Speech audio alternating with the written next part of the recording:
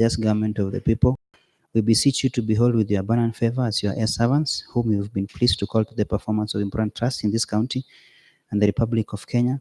Let your blessings descend upon us here assembled, and grant that we treat and consider all matters that shall come under our deliberation in so just and faithful a manner as to promote your honor and glory, and to advance the peace, prosperity, and welfare of our county and of those whose interests you've committed to our charge.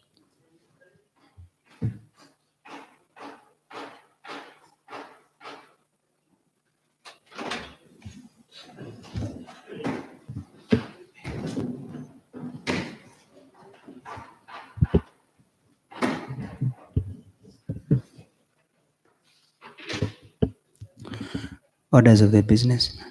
Let's first confirm quorum.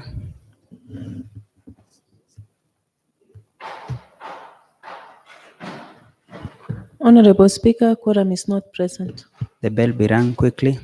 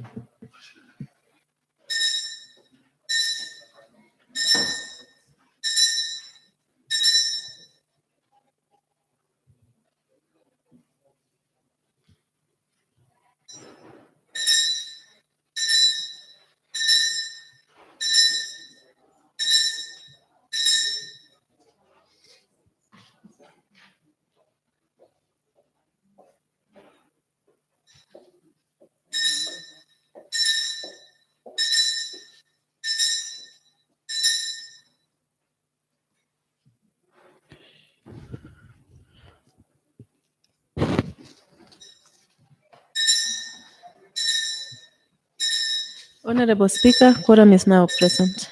Orders of the business. Order number 1, administration of oath. Next order. Order number 2, communication from the chair. Next order. Order number 3, messages. Next order. Order number 4, papers. Next order. Order number 5, petitions. Next order. Order number 6, notices of motion. Next order. Order number 7, statements. Honorable Gideon. Speaker, I rise to respond to a statement sought by Honorable Teresa Mayo on the status of Rescue Center.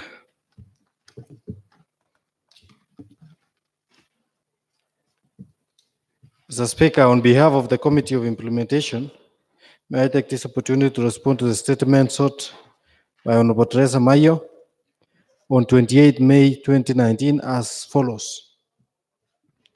Honorable Speaker, the statement sought by the Honorable Member. Point of inquiry. Honorable Terry. Can we be served with the copies, please? The clerk's desk, can you distribute the statements quickly?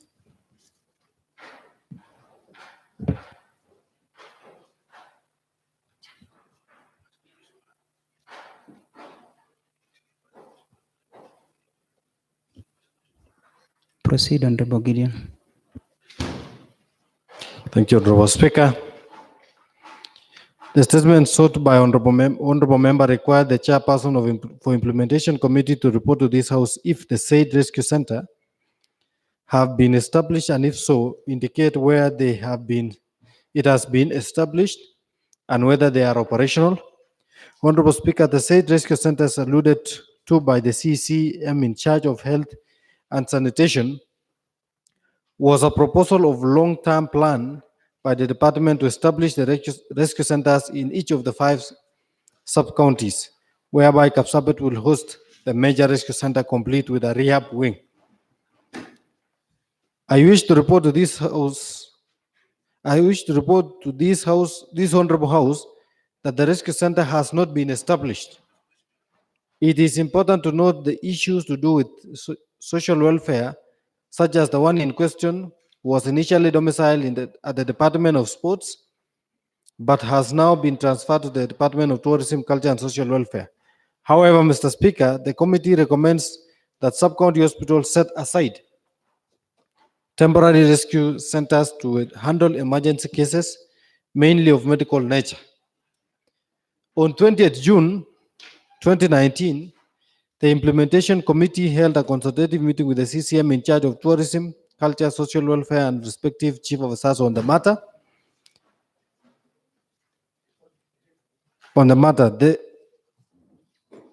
The following were actually what was raised in the meeting.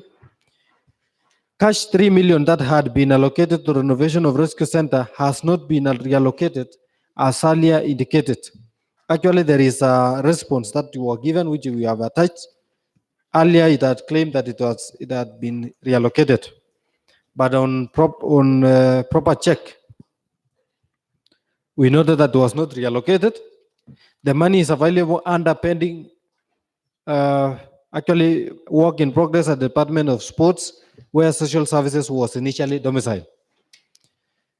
There had been delays as a result of land ownership queries and time constraint. That is in establishing, because the land in question that was earmarked was having issues. Honorable Speaker, it is the position of the department that the committee that the transfer of responsibility to establish rescue center to Kapsabet municipality as earlier proposed is no longer tenable, and the department takes full charge of the mandate. This is as far as the response that they had given earlier before the interrogation. They had responded that they want the rehab issues handled by the municipality. But upon our deliberation, they said that they wanted it domiciled in the department. The cash 40 million allocated for work in progress at the Department of Sport is inclusive of monies for the establishment of rescue center. The department has completed the preparation of BQs for the construction of the rescue center. The BQs are in 2 forms: one for renovation and fencing, and the other for construction of a dormitory, but the proposal needed consensus on which option to adopt. Those are the observation during the interrogation. The committee was also informed that the prison department had committed to offer a space for the construction of dormitory to house victims of sexual abuse, but members failed to buy the idea, noting that the prison environment was not going to augur well with the victims. The parcel of land available is approximately 0.5 to 0.6 acres. The committee noted that the space is inadequate for construction of a modern rescue center complete with a rehab wing. The committee members declined a proposal by the Department of Tourism, Culture and Social Welfare to renovate condemned buildings that initially served the defunct Nandi County Council for use as temporary rescue center.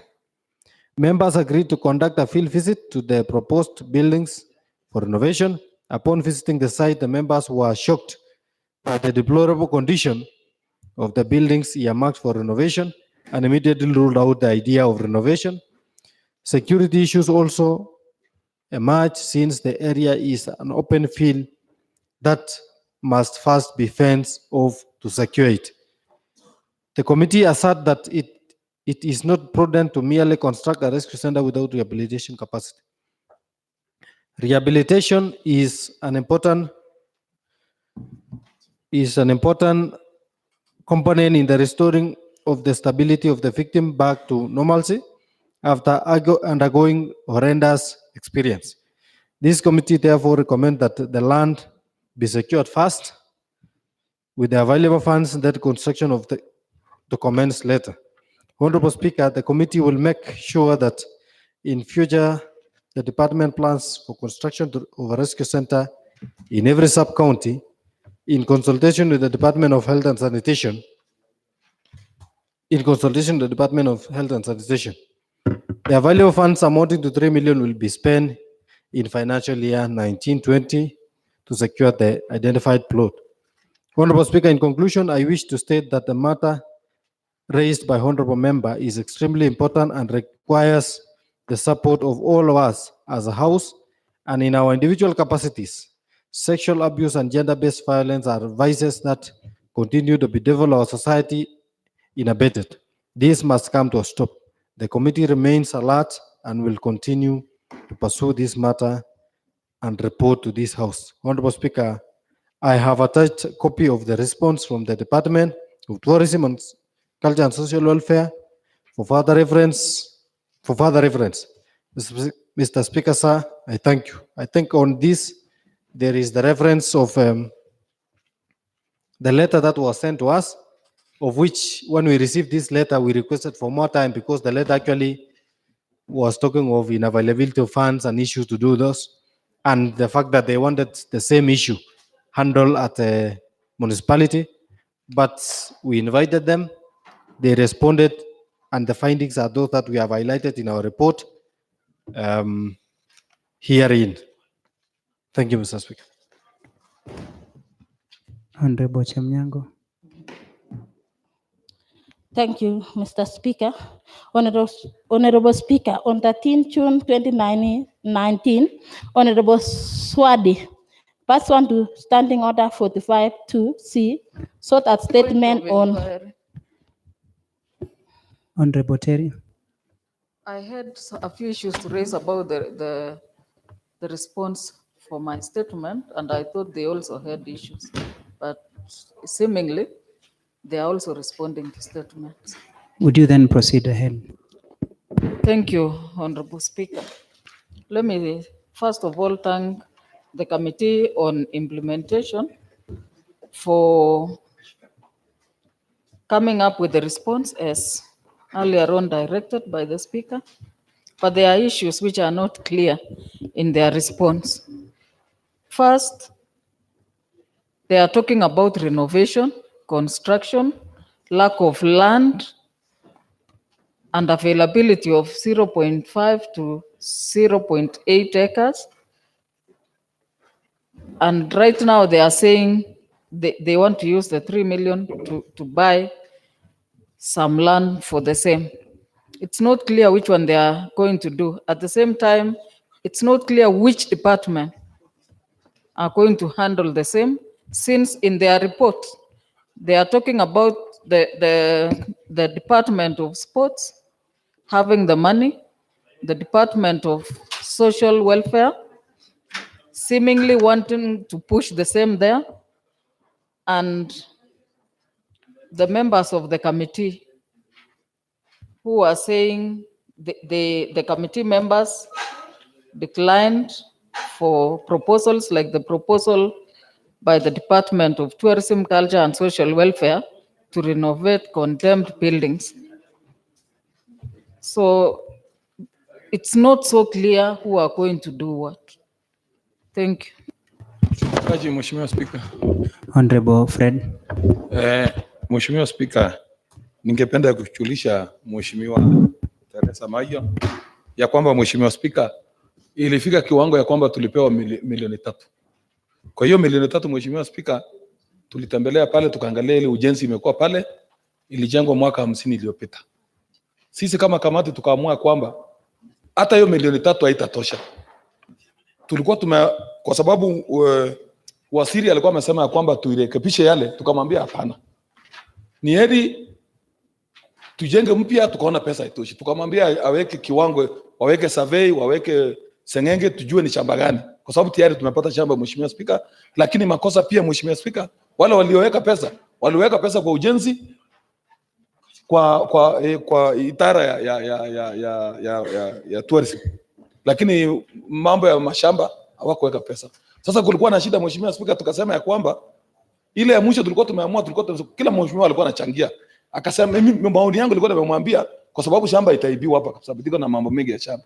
Tayari tumepata hii shamba haina shida yote, tuiweke sengenge kwanza alafu tuone vile tutafanya. Na mheshimiwa Ateri anajua yeye ni mbunge wa hii bunge. Nilimwambia juzi ya kwamba ukitaka kama unaleta mswada lazima uhakikishe pesa iko. Kwa sababu sisi ni kamati ya kutekeleza. Lazima tuifuatilie, tumefuatilia mpaka hapo pesa ndio imeleta shida. Tungependa kuambia mheshimiwa aenda aongee na wale mawaziri waongeze pesa ndani kwa sababu hiyo yale anasema ni muhimu kwetu mheshimiwa Speaker. Honorable Gideon. Yes, I think Honorable Teresa Mayo has raised issues concerning the response that you have given. One, she has asked which department this particular issue is domiciled. And in our statement, we said it is domiciled in tourism, culture, and social welfare.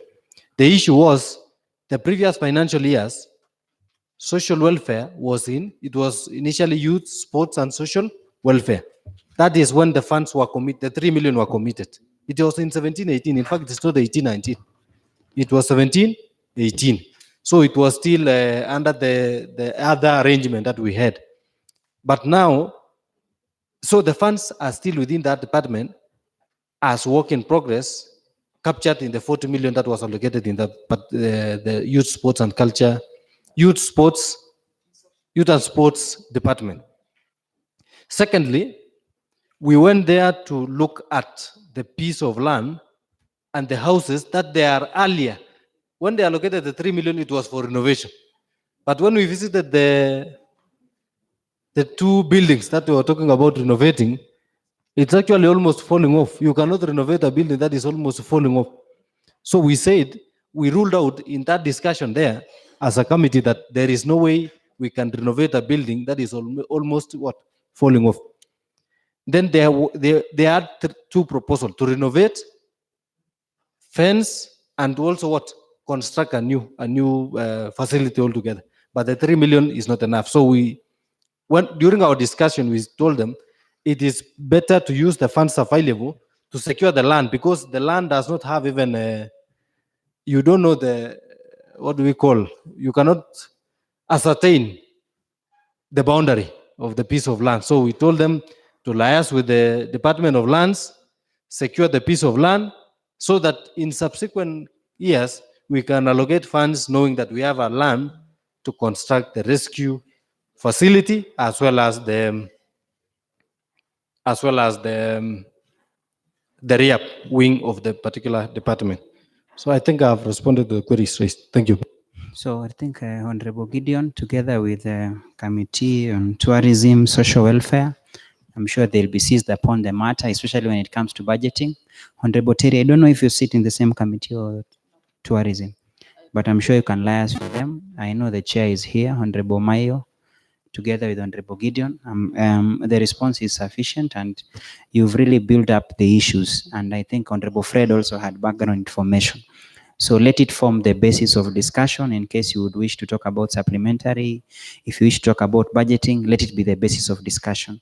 And I also want to appreciate because the response given by the chair, Honorable Gideon Koech, shows an aspect of visiting, which is important. When you are given a statement, it is a response, it is important to verify. And the committee chair did very well to ensure that they have a spot check and have something specific. That's why responding to a query after the response becomes very easy. Thank you. Honorable Justin.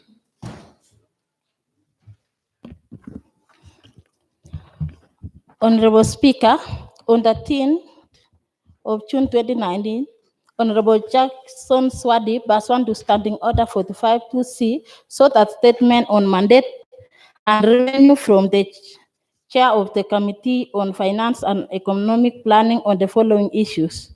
1. Amount of revenue collected per market day in Serem and Jepsonoi markets. 2. Number of personnel designated to collect revenue in Serem and Jepsonoi market. 3. Number of border sheds constructed in Serem and Jepsonoi markets. 4. Plan put in place by the county government to have structured shop map market operational. Honorable Speaker, the committee had a meeting and conveyed the request for statement to responsible CEC member. On behalf of the committee, I wish to report the communication received from the CEC member for finance and economic planning. Attached is copy as response from the CEC, and it will proceed to read the details as captured in the response. Response, Honorable Speaker. Response to the statement sought on Serem and Jepsonoi market. 1. The first question was how much revenue is collected per market day in Serem and Jepsonoi market. The revenue collected per market day on average stand at Kenya shilling 9,000 and 8,000 for Serem and Jepsonoi market respectively. The collection range between 6,500 and 13,000 for the market during off-peak and peak market day. The second question is, what is the number of personnel designated to collect revenue in Serem and Jepsonoi markets? Response, staff deployed to collect revenue are 7 and 4 officers for Serem and Jepsonoi market respectively. The third question was, what is the number of border sheds constructed in Serem and Jepsonoi market? The answer is none. And the fourth question is, which plan are being put in place by the county government to have the structure of the shop map market operation? The shop map structure in Serem is ready for operation and has been used on a number of occasions. However, businessmen and women are reluctant to move in, citing client preference. Also, Serem market is unique because it's established along the border of Nandi and Vihiga counties. Any decision made by the Nandi County market master is always made by registrants from the trade who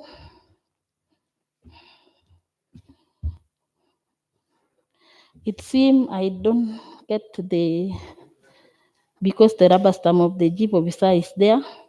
And I think this is the response from the business activities across the border.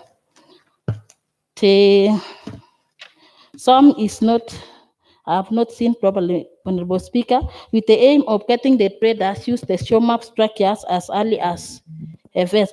But Honorable Speaker, in the first and the second question is where the Finance Committee have got a response from the Finance CC. And the third and the fourth question, I think the Honorable Member will liaise with the committee, the chair member of trade, to deal with the third and the fourth question. Thank you, Honorable Speaker. Honorable Januarius. Honorable Swadi, you wanted to comment? Maybe you could comment before the next statement. Thank you, Mr. Speaker.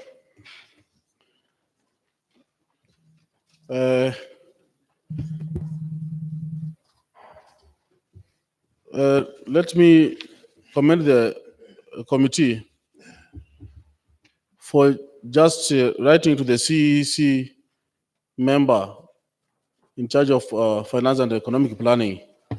But it seems that the committee has not done the research, Honorable Speaker. What they just bring to this county assembly is just the response from the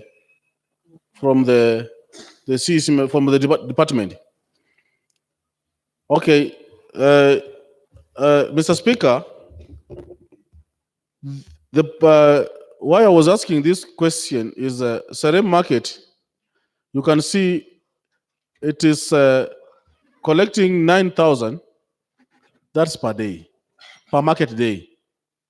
If you multiply 9,000 per market day times, because Serem market, for example, is 2 days per week, that is 8 days, yeah?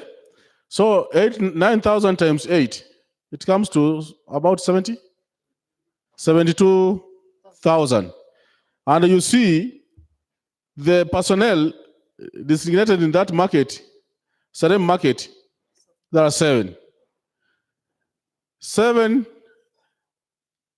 the least paid, I think, is almost 13 or 50,000.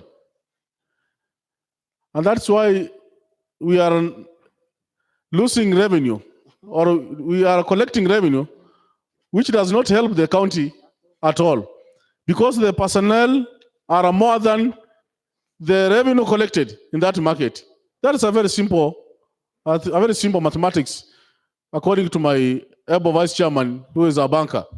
If you are collecting 72,000, Honorable Speaker, and you are paying more than Point of order, 7,000. Honorable Speaker. Point of order, Honorable Speaker. What is it, Honorable Philip? Is it in order for Honorable Member to mislead this House, Honorable Speaker, that the money we are getting from Serem is much less compared to what we are paying the employees? Yet these employees, Honorable Speaker, they are not only doing in Serem, they are doing in Kaptumo. At times they are being redeployed to Maraba and any other places, Honorable Speaker. So it is not the only revenue they are collecting, Honorable Speaker. They are crisscrossing the county. Honorable Swadi. I'm here, Mr. Speaker. Honorable Majority, what is it? You're standing on what? You have to clarify. I'm also standing on the point of information, Mr. Speaker. Yes.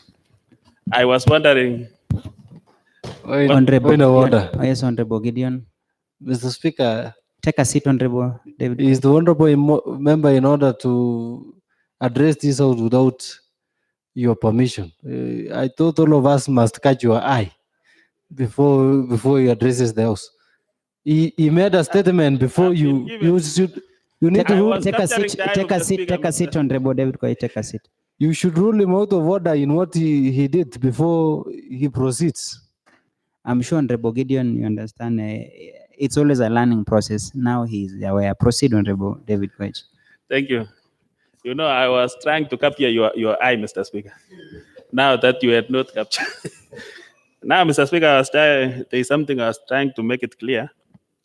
It is like the Honorable Swadi was not asking a statement. If you were sorting for a statement, if you knew the responses of your statement, why were you seeking the statement? You take the statement as you have been given by the honorable member. But again, I'm seeing you are contributing to a statement, which means you knew what you wanted from that statement. Honorable Koech, I'm here to get the information. I'm about to rule you out of order. Thank Because you. you I are was comment. just informing you, Mr. Speaker. Take a seat, Honorable Koech. Take a seat. Honorable Swadi. Thank you, Mr. Speaker, for guiding this house. You know, we have some members who pretend they know, but they don't know. This is a statement, and I've been given the time to say something on that statement by the Honorable Speaker. So I was just not contributing. I was just making some remarks on that statement, so that next time we see the logic. Why was I asking that statement? And you have seen it. Number two, Mr. Speaker, is that Serem and Chapsonoi Market are collecting that amount, 9,000 and 8,000, and maybe when it is off peak, 6,513. But you can see the two markets, they have not constructed even a single shed in that market. Mr. Speaker, that is really unfair. And that's why I was seeking that statement. From that statement, Mr. Speaker, we are going to make another step. Thank you for that statement. And I think I will work on that statement. Thank you. Honorable Kering. Thank you, Mr. Speaker. I rise to respond to a statement by Gideon Koech on Nandi Hills Market Stall. Honorable Speaker, pursuant to Standing Order 45-1C, I stand to seek statement from the chairperson of the Trade, Investment and Industrialization Committee administration, public service, and Honorable Philip, e-government. can you consult Naloton? Proceed. Cognizant that Nandi Hills is one of the administrative units in Nandi County and provides revenue to the county government of Nandi, including single permits, single business permits and rates. The member to shed the light on the following. 1. Who instructed the demolition of the structure? 2.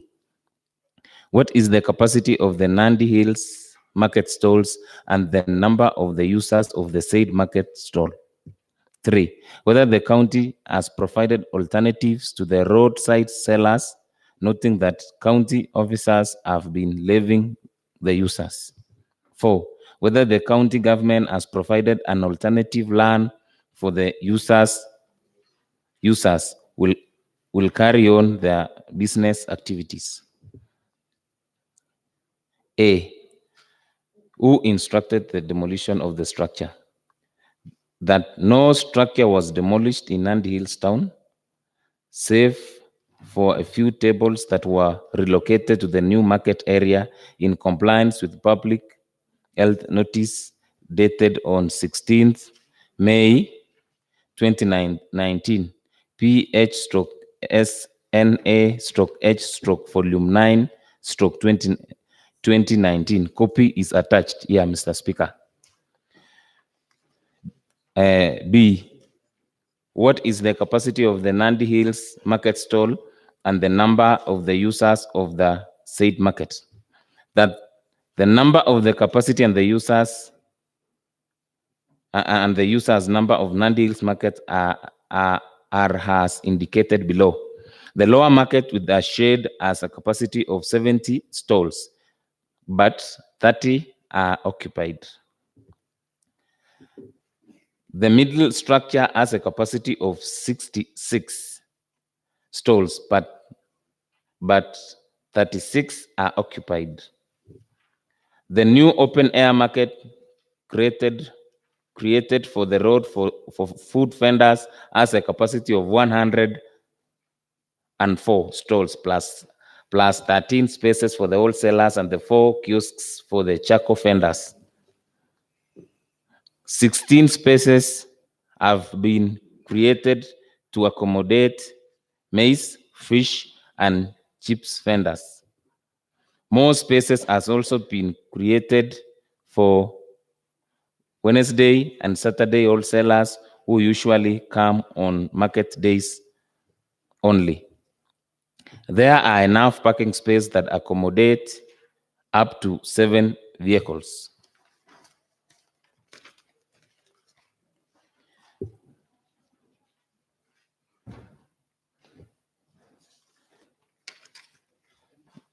Whether we are answering the question number 3, that whether the county has provided alternatives to the roadside sellers, noting that not that one really. It is about the road that the users are using. So the above open market space was graded and gravelled with Maram using government machinery to create conducive environment for food vendors and ensure their continuity in the business after implementation of the notice. In the view of the above, I kindly wish to bring the following information to your notice. That the county government has not been levying road vendors since they have been selling their wares from 5 p.m., which is outside the operational hours. That the public health team ascertained and approved the market status and constantly check on the facility to ensure adhering of regulations. That there is now order in Nandi Hills town as roads have been cleared to the safety of the road users and motorists. That there is no more dumping of refuse into drainage and along the road as the relocation of the food vendors has capped this menace.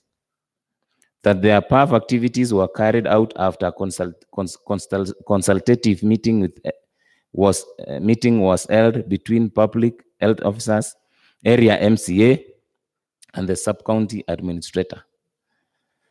Mr. Speaker, attached are the notice from the Public Health Department and a copy of the response from the two departments in question. Thank you, Mr. Speaker. Honorable Gideon. Mr. Speaker,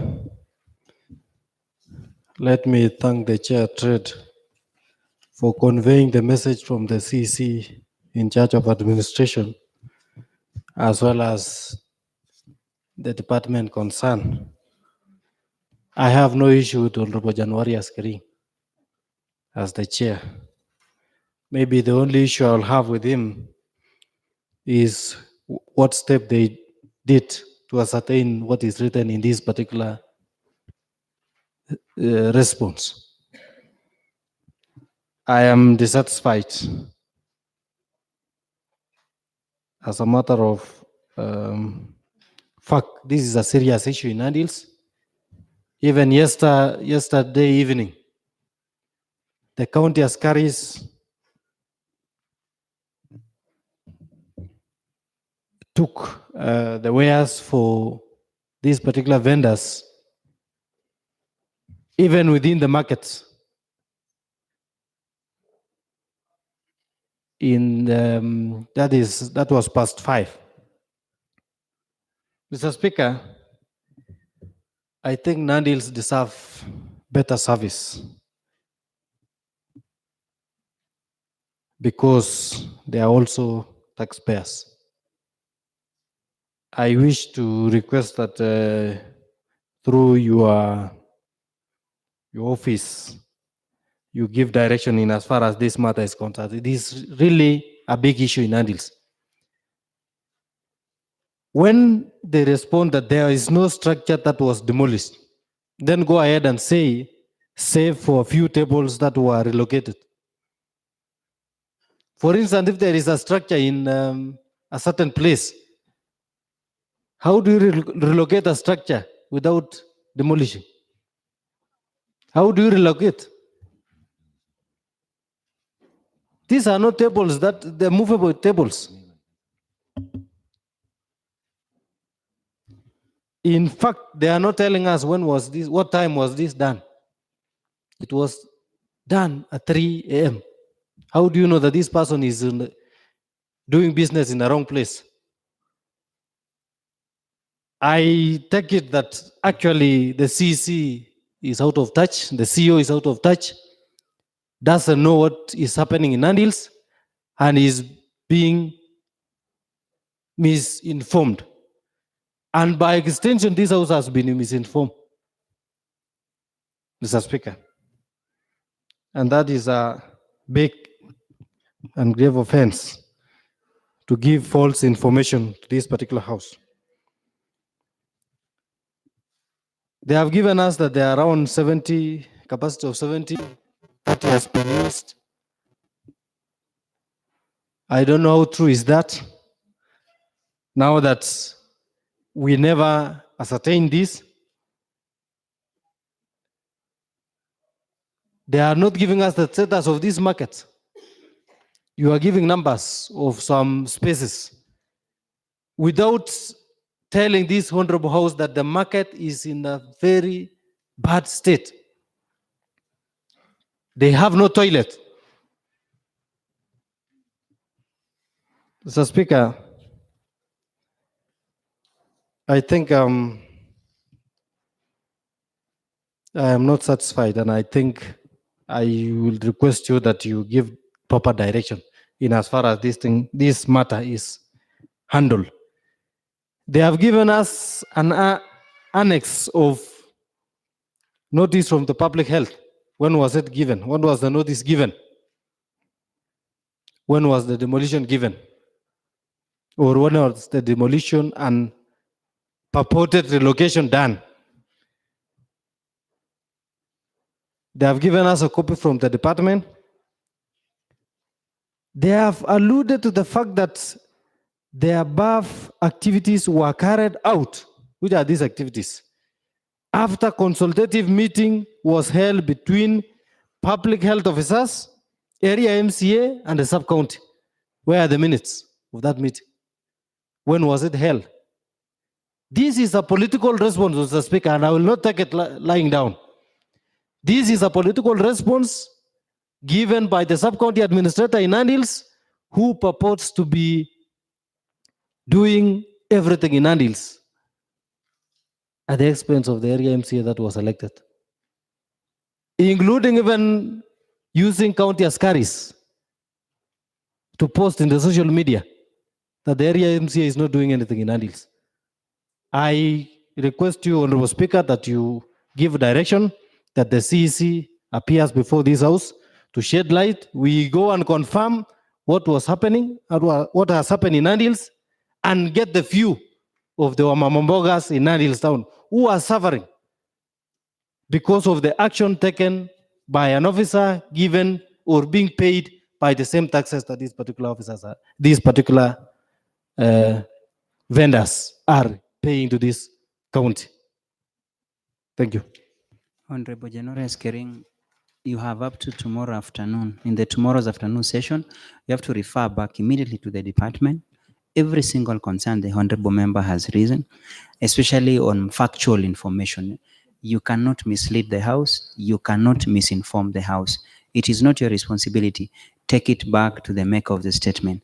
As soon as we have our afternoon session tomorrow, you have to refer back to this House, then the House will have to deliberate and have a sanction over the same.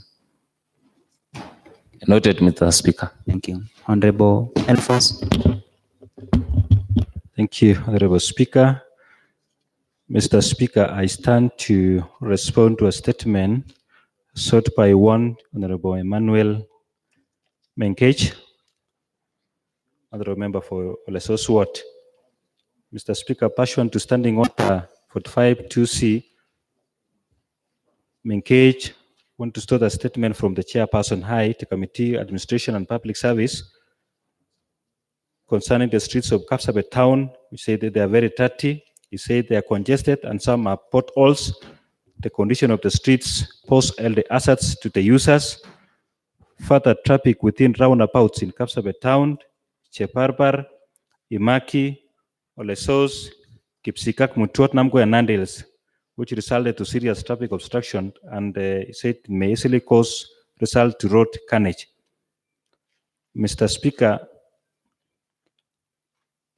Honorable Member wanted to know, one, the steps to be taken in order to bring sanity along the streets of Kapsabet town. Number two, whether there are any plans to repair the highly inconveniencing potholes in streets of Kapsabet town.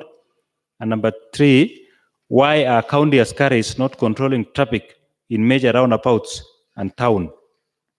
Number four, why are the county revenue officers only collecting parking fees and not charging people who cause obstruction of traffic? And the list was the Tata on fined motorists, riders for obstruction and other traffic offences. Honorable Speaker, having taken that seriously and with a lot of consideration, the committee sought the statements from the line department. One,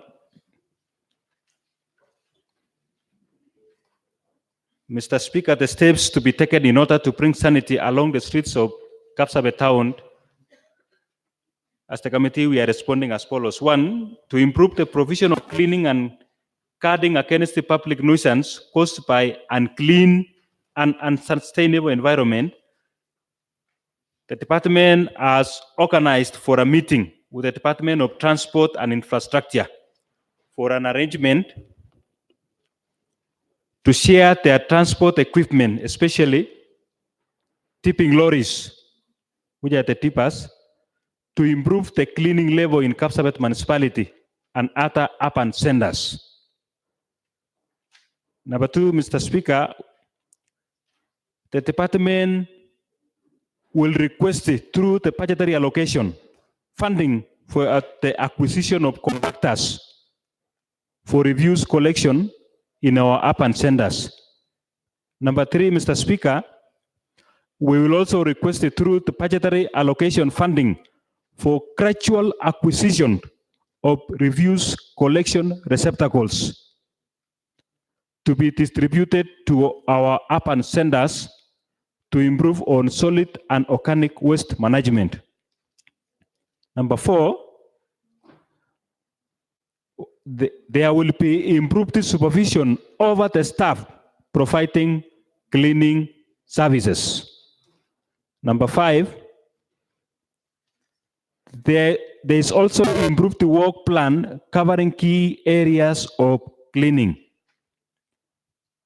Number six, our response to the Speaker is that there will be improved inspection role to ensure value for money is received.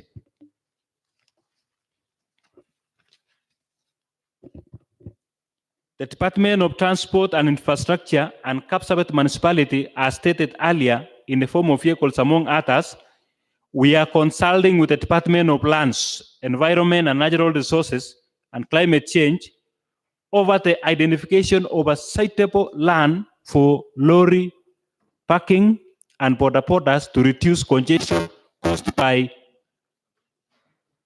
parking homes, like the border riders. And another response, Mr. Speaker, is that the charging of people causing obstruction to traffic is as follows. The offenders in respect of the caption matter have always been arraigned before a court of law and made to pay the penalty as per our Finance Act as a different measure. Number five was the data fine on motorists and the other offenders. Mr. Speaker, the schedule of the verb is hereby attached and marked annexures KMP1 for ease of reference, indicating as numbers 2, 3, 4, 5, 6, and 7. And attached, Mr. Speaker, is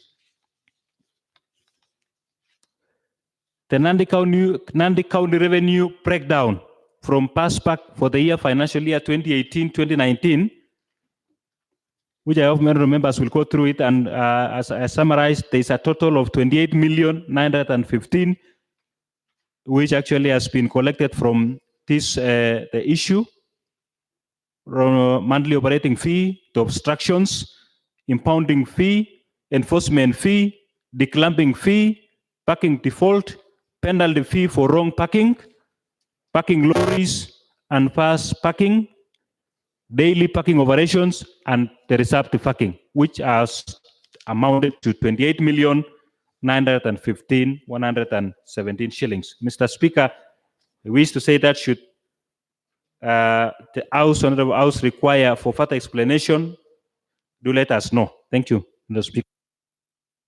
Honorable Mengech.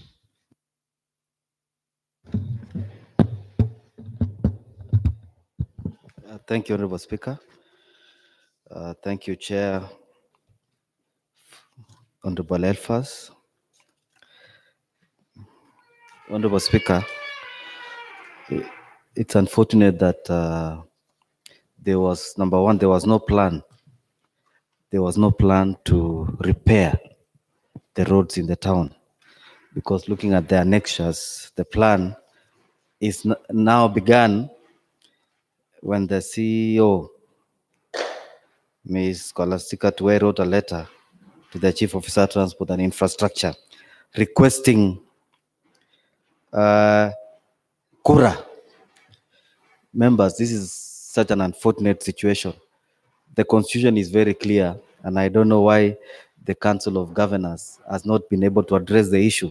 The Constitution is very clear. The Constitution is very clear. Roads within Kapsabet should be done by the county government. But here, we have to kneel and beg Kura to come and repair the roads in Kapsabet. It's unfortunate, Honorable Speaker. How long this is going to happen, we don't know. Number two, the CEO is talking about requesting through budgetary allocation. Honorable Speaker, the nearest budget is in June 2020. So we are not seeing, so shall we be bumping ourselves through the streets of Kapsabet because there is no budgetary allocation? And then the random responses by the CEO is unfortunate. We will request through budgetary allocation funding for the acquisition of compactors for refuse collection. Do we use compactors for refuse collection? Honestly, Chair, do you use compactors for refuse collection? I mean, are these people seriously working for the people of Nandi?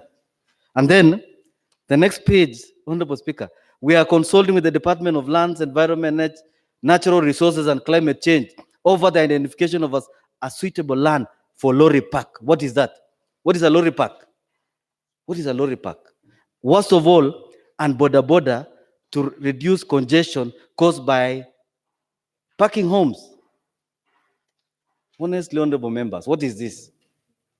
What is parking homes, Honorable Chair? Honorable Speaker, what is parking homes? And then, Honorable Speaker, the CEO has not addressed the serious issue. I don't know whether members feel this.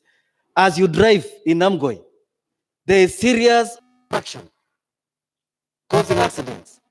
Chebarbar, it's worse. Himaki, it has caused accidents. And the response here does not address what is the immediate issue. We have employed people who are drones, lazily staying in Kapsabet when they are supposed to control traffic, because that is a county government's function, control of traffic. What are they doing? How long does it take the CEO to direct that these marshals, the traffic marshals, move to Jabarbar, move to Mosoriot, Chepterit, where there are serious obstruction causing accidents? Honorable Chair, I'm totally disappointed by people we pay salaries and they don't know what they're supposed to do. Kweli kazi yao ni nini jameni? Mheshimiwa Speaker, kazi yao watu ni nini? Mtu unalipwa mshahara 1,300. Honorable Mengech, you are out of order. Apologies, Honorable Speaker, for mixing languages. Honorable Chair, administration. Honorable Chair, administration. We will request through budgetary allocation, statement 2, 3, 4. We will request. Honestly, when are we going to make this request? Honorable Chair, I know it's not you, but now I'm requesting through the Speaker that, I don't know, maybe I should just give up. I don't know what we are supposed to do when we receive such statements, responses. Honorable Gideon. Mr. Speaker, let me add my voice on this particular statement. Respond to statement by the same department that just responded to my statement. I think I share in the disappointment by Honorable Mengech. It is good sometimes when something is asked, there is also due diligence, so that as they respond, there is at least, when a department say we shall request for budgetary allocation, when they know that it is the same departments that forward estimates to this particular house. The same estimates are at times almost cast in stones.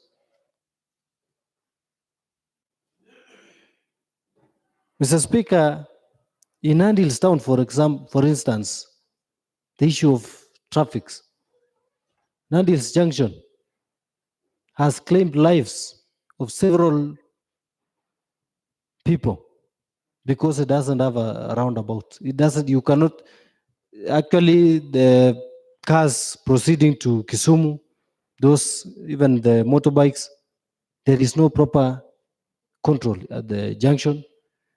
Even as you entered Nandi Hills town, the same thing. And we have a department that is requesting for budgetary allocation. I am wondering if Kapsabet town is still looking for budgetary allocation, which has a municipality.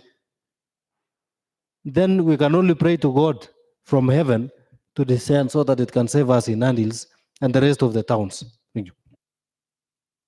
Honorable Fred.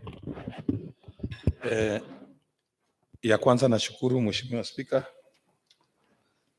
kwa ile nafasi nimepata. Mheshimiwa Spika, Mheshimiwa Spika, ningependa kushukuru waheshimiwa wawili wenye wameongea kuhusu Kapsabet.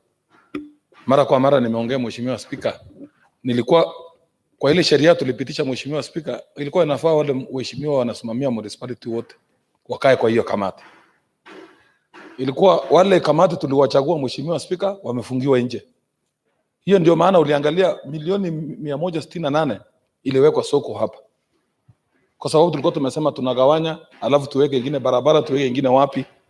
Tukashangaa kwa wao mawaziri walikaa chini, waliamua hivyo na ikakuwa hivyo. Tulijaribu kuongea hapa na wale waheshimiwa, tuko na waheshimiwa wengi wanasema tu serikali imesema, na hiyo ndio imetuletea hasara. Mheshimiwa Spika, tungependa pia Mheshimiwa Spika, wakati mheshimiwa anauliza habari, si ati waziri ama naibu wake anakaa chini tu na kuandika kwa ofisi yake na analeta hapa. Jana tumetembea Mheshimiwa Spika, na mfanyakazi wa kaunti walisema mtu yeyote ya county assembly akikuja msipatie habari, na nafikiri mtakuja ona habari. Mheshimiwa Spika alisema atakwamba sisi kama waheshimiwa ama clerk ama nani akiuliza habari yoyote kuhusu wananchi, kuhusu wapi, asipewe. Ndio tunaona yale inafanyika sasa. Mheshimiwa Spika, hii yale maneno tumesema yote Mheshimiwa Spika, mimi naona itakuja lete shida, na pia mimi nikiwa mheshimiwa hapa Kapsabet imeleta shida zaidi. Magari, unakuta magari imejaa hapa town, hakuna nafasi hata wageni kutembelea. Kuna siku moja magari pikipiki imekuwa kwa barabara, magari imekuwa kwa barabara, tukajaribu kupiga simu. Mmoja wetu mfanyakazi akaniuliza, mheshimiwa, unataka nifanye nini? Na ni mtu ameandikwa kazi. Sasa Mheshimiwa Spika, tungependa waheshimiwa wenye tuko hapa tusaidiane, tusaidie Nandi, tuungane pamoja, tufanye kazi pamoja, na si ati mimi kama MCA nikifanya makosa unasema hapana, ni mtoto ya mtu. Sisi ndio tunategemewa na wananchi, sisi ndio watumwa wa wananchi, na hiyo ndio ningeshukuru mheshimiwa kutoka Lesos, mheshimiwa kutoka Nandils, au waheshimiwa wenyewe ndio wanakuanga hapa town wanaangalia yale inafanyika. Mheshimiwa Spika, nafikiri siku moja umetembea hapo Namgwe, hiyo junction ya kwenda Eldoret na kurudi hapa town kutoka Nandils, magari imefunga barabara. Nimeenda kwa maofisi, wanasema kesho tunaenda, kesho tutafanya, lakini nikaona wameshindwa. Tungependa tusaidiane na waheshimiwa, tuunge mkono, tukase nati, watu wafanye kazi, tupate nafasi ya kurudi hapa. Nafikiri bure tukilala hivi Mheshimiwa Spika, wananchi yale maswali tunafikiria ni yale wananchi wanafikiria kule nje. Mheshimiwa Spika, tusaidiane kwa sababu hii ni town ya kaunti mzima ya Nandi. Tusaidiane, tuangalie, hata mkiangalia hospitali wakati mtu amekuwa mgonjwa hakuna mahali anasukishwa. Na hiyo ndio nilikuwa nasema, hiyo kamati tulichagua waheshimiwa mtusaidie, nikileta mswada tutupilie mbali, kwa sababu hao wameshindwa na kazi. Ukiangalia mawaziri wameshindwa na kazi, CEOs wameshindwa na kazi, town committees wameshindwa na kazi. Sasa MCA mwenyewe unakuta anaenda kwa barabara, unakuta ward administrator mwenyewe hayuko kwa yeye mwenyewe ndio yuko pale barabara na kazi yake ni kupeleka habari pale. Mheshimiwa, ningependa kushukuru waheshimiwa vile wamesema, kwa sababu mimi nimesikia kwa roho na nimefurahi, na tuende kwa hiyo mwendo tumesema. Honorable members, Honorable Elfas, before you can respond, I will apply the same principle as the one I mentioned to Honorable Januarius. But I think I need to make it clear. The first thing that I requested, I gave specific timeline. When we came back after the short recess in April, I made it clear to the committee chairs. I made it clear that when a statement is sought, diligence should be put in it. It is not a personal statement. It is a statement with a view of getting responses. But from the comments of the honorable members, as well as a casual look through the responses we get, that tells you that the line departments treat statements with a lot of casualness. Let me direct the honorable majority leader. You represent the government in this house. I want you to take a message to the departments. This is a simple direction to the departments. Any statement sought has to be adequately responded to. Last week, I took time to even give more time. Statement sought by Honorable Gideon. It is 1 month old. I was with Honorable Gideon during the public participation, and half the time we could not even discuss most of the issues that were raised under the participation budgetary estimates because residents of Nandi Hills were at pains to ask the honorable member to justify what happened. And to show you the magnitude of the issue, Honorable Gideon was on the floor the next day. So that tells you the seriousness that the members ask is not in anything. It is not in vain. It is not purely to point a bad light about someone not doing a job, but it's a simple request. The House has respect. As the Speaker and as the Chair, I can guarantee you that I will not tolerate any casual response. Let the departments know. I will follow it up with a letter. And the sanctions will kick in instantly. Last week, I was very casual and lenient.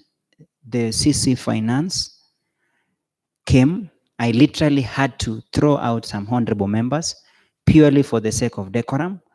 But I think it has extended to a point of contempt. It has extended to a point of disrespect. The County Assembly the County Assembly Powers and Privileges Act, the County Government Act gives us specific to the point of fining. The same way we respect the court, the same way the House will be responded. The Chair, Administration and Finance, Administration, tomorrow afternoon, just refer back to this because, you know, as a chair, you not bear responsibility. You basically convey. Our system is a parliamentary kind of a county system where a chair of the committee can only respond what he or she was given, except that I also told the chairs, don't accept to be embarrassed on the floor here as if you work for the department. That's not your work. Your work is to just say, this is what I got. But you have a mechanism of which even at your level you reject. Come back before the House and say, the response I got is not satisfactory, I cannot table the same, or possibly come back to the House and say, the line department refused to give any response, refused to give any statement. Come back, the House will resolve from there. So the Chair, Administration, Honorable Elfas, just convey back the concerns raised by the 3 honorable members, the seek of the statement, and then the 2 honorable members representing our municipalities, Honorable Gideon Koech and Honorable Fred. Then tomorrow afternoon, you can refer back to the House. Confirmed. Honorable Milka Chumba, you've been nominated by Honorable Pius Sing'oei to read a statement for Transport and Infrastructure Committee. Proceed.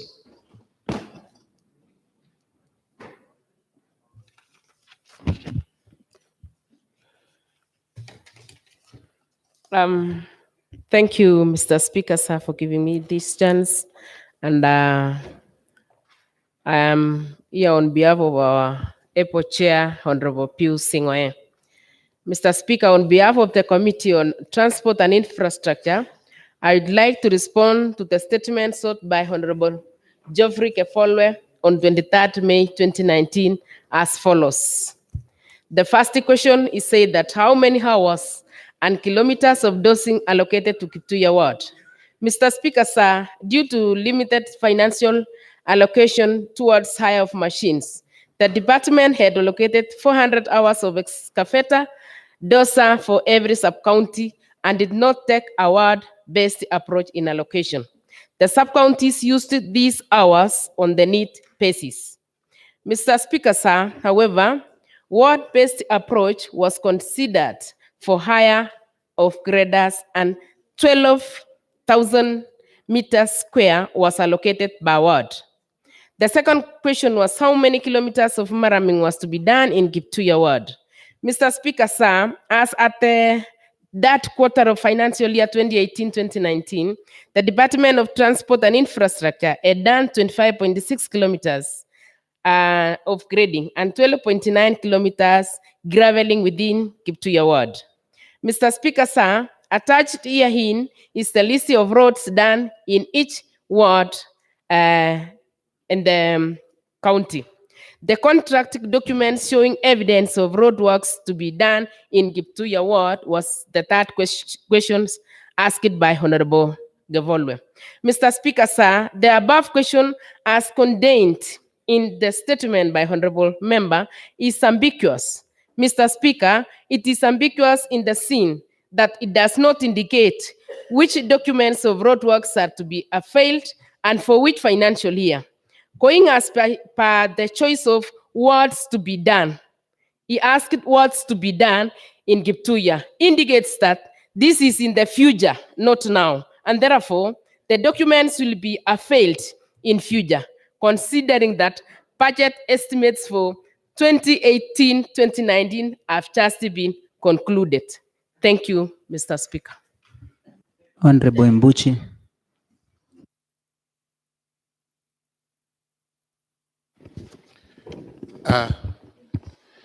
Thank you, Mr. Speaker, for giving me this time, and also for the response that the Committee of Infrastructure, the Transport and Infrastructure has given out. Mr. Speaker, sir, basing on the statement that I asked, I'm happy even to say to this House that partly of these questions I'm seeing some response, but a few of these response that I asked to know, though the committee are saying I was ambiguous, but to an extent, Mr. Speaker, sir, it is good that whenever you are chosen by people to represent in this House, we have to be shown some kind of document that even if you go to the area of representation, you can say that there is this and this that is coming up. But now for roads, I can say the kilometers that were the committee saying that they were done, to me, those kilometers were not done the way they have written here. And also the Maraming, it was not done the way they are saying here. It was done 12.9 kilometers.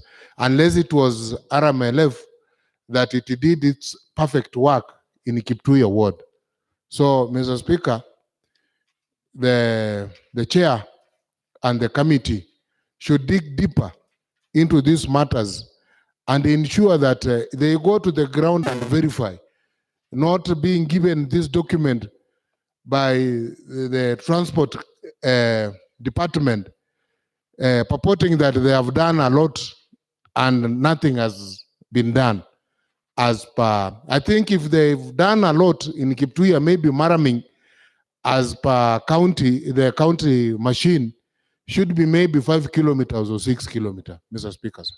So there is a lot. They owe me around the kilometers they have put here, maybe 7 kilometers. They should come and do it so that I be satisfied, the same as other works that were done. Thank you, Mr. Speaker. Honorable Januarius. Thank you, Mr. Speaker. There is a lot of inaccuracies in this response. For example, Ndalat, not Cheptek in the annexure for Ndalat. Cheptek, Kababa, that is 3 kilometers grading and 3 kilometers Maraming. These are pure lies, Mr. Speaker. The real Maraming on the ground is less than half a kilometer. It's almost 400 meters. But here they are indicating 3 kilometers, which is purely lying to this House. Secondly, Mr. Speaker, White House Kolongate in the annexure of Ndalat, grading 1.5 kilometers and Maraming 1.5 kilometers. This is also giving this House wrong information, Mr. Speaker, because they did only grading and nothing about graveling. So I think the committee should go on the ground and verify this information before presenting to the Honorable House. Thank you, Mr. Speaker. Honorable Fred, you are standing before Honorable Mengech. Honorable Fred had stood up. Honorable Fred. Honorable Mengech. Honorable Speaker, let me just pick just 3 roads. Cheblelaibe Koilot, 4.5 kilometers. Honorable Speaker, this is a road which was done by Kera. Uh,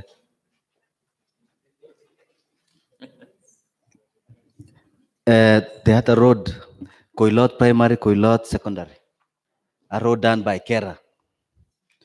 Koilot Junction, Koilot Primary. Yeah, that one is okay. Another road which was done by Kera, Lesos Olduga Road, 1.8 kilometers, done by Kera. Yet they are indicating here county, grading by county. So the inaccuracies, as Honorable Kering has said, it's unfortunate. It's unfortunate, Honorable Speaker. Keben Center, Forest Road. This is a road which was done by Kera.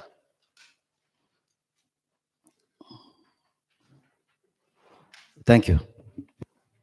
Honorable Gideon Koech. Mr. Speaker, I wish to also thank Honorable Kefolo for asking this question because we are benefited in a sense that we have gotten information. I am wondering about these kilometers being mentioned here. Mr. Speaker, my interest is on this hired machinery. Could see some kilometers that are so extrapolated. For instance, when somebody talk of Kablelwai to Mogoyuet as being 2.4 kilometers, that is hardly a kilometer. Mr. Speaker, I think this report needs proper scrutiny because this is where we can get the facts as much as this particular response is concerned. I, however, agree with some of these statements, the schedule, in as far as Nandi town is concerned. We surely did a good number of kilometers within the town. I am a bit disturbed by the response on this and the mention of ambiguity in reference to the honorable member. Mr. Speaker, I think it can never be ambiguous. Why do you respond then to an ambiguous question? So I think my good friend Eli and the Department of Roads is shooting themselves on the foot by writing such things. And I think our honorable chair, Pius Ngoei, as he always say in quotes, so you should do something on this because this is actually not good for this house. Thank you. Honorable comment.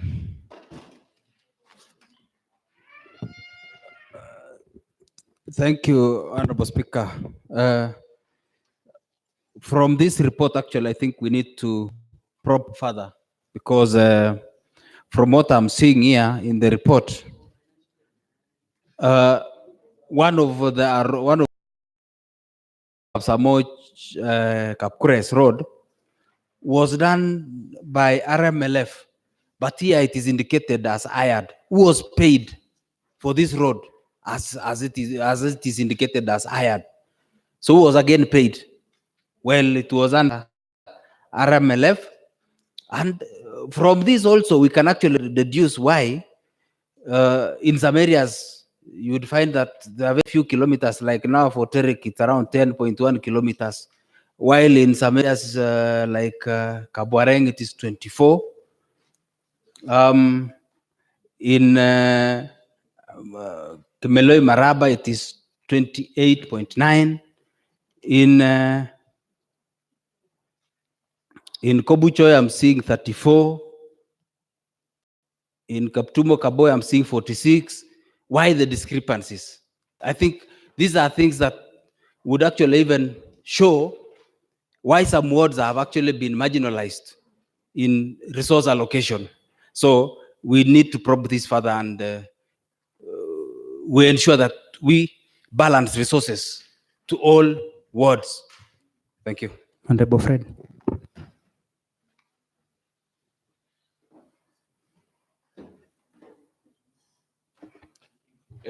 Asante sana Mheshimiwa Spika. Mimi naye Mheshimiwa Spika nashangaa Mimi ni wakamati wa barabara, lakini nimedanganywa Mheshimiwa Spika. Nashangaa Mheshimiwa Spika, kama bunge la Nandi itaenda hivi Mheshimiwa Spika, utakwisha Mheshimiwa Spika. Kwa sababu ukiangalia ile barabara yote imeletwa hapa kwamba imetengezwa. Kuna barabara ya Kera, kuna barabara yote yenye nimepewa hapa, county haijatengeneza barabara, imetengeneza barabara moja. Mheshimiwa Spika, niko na barabara inaitwa Kapkerot Mesua. Hiyo barabara hakuna Kapsabet. Ni jina, nafikiri kama imelipwa pesa imekulwa. Hakuna mahali inaitwa Kapkerot Mesua Kapsabet wa. Hakuna, na nakuambia Mheshimiwa Spika, kama waheshimiwa wanataka tuende tuwatafute, mwenye aliandika aende tuoneshe iko wapi Mheshimiwa Spika. Yale yote tunaona Mheshimiwa Spika ni yale niliona wakati ya serikali ya Chemateni Mheshimiwa Spika. Kwa sababu wale wako kwa serikali ndio wanaanza hii maneno sasa. Ningependa kuambia Mheshimiwa Gavana ya kwamba akuwe na macho. Kumbe wakora walipake ndani Mheshimiwa Spika. Mheshimiwa Spika, ukiangalia Mesua Kiminda. Mesua Kiminda Mheshimiwa Spika imetengenezwa na Kera, not Kera, KUSP or ya Fuel Levy. Mheshimiwa Spika, ukiangalia barabara ya Kapkoria Steepness, contractor hajamaliza. Si county government ndio inatengeneza Mheshimiwa Spika. Yale yote unaona hapa Mheshimiwa Spika, tukienda sasa ukiangalia Cheper Kamoson imetengenezwa na Kera. Na hiyo barabara niko na makaratasi hata ya contractor. Niko na picha ya contractor. Ukiangalia yale yote imeandikwa hapa Mheshimiwa Spika, hata nashangaa. Kwa ile kilometers nilipewa Mheshimiwa Spika, mimi nimetengenezwa hapa mpaka Mtoni peke yake Mheshimiwa Spika. Na unaona yale ameandika yote Mheshimiwa Spika. Lazima tuelewane Mheshimiwa Spika, ya kwamba kama watu wameshindwa na kazi Mheshimiwa Spika, tuhakikisha kwamba waandike yale. Tulikuwa tunaambia waheshimiwa kwamba hao watu hawana heshima na bunge.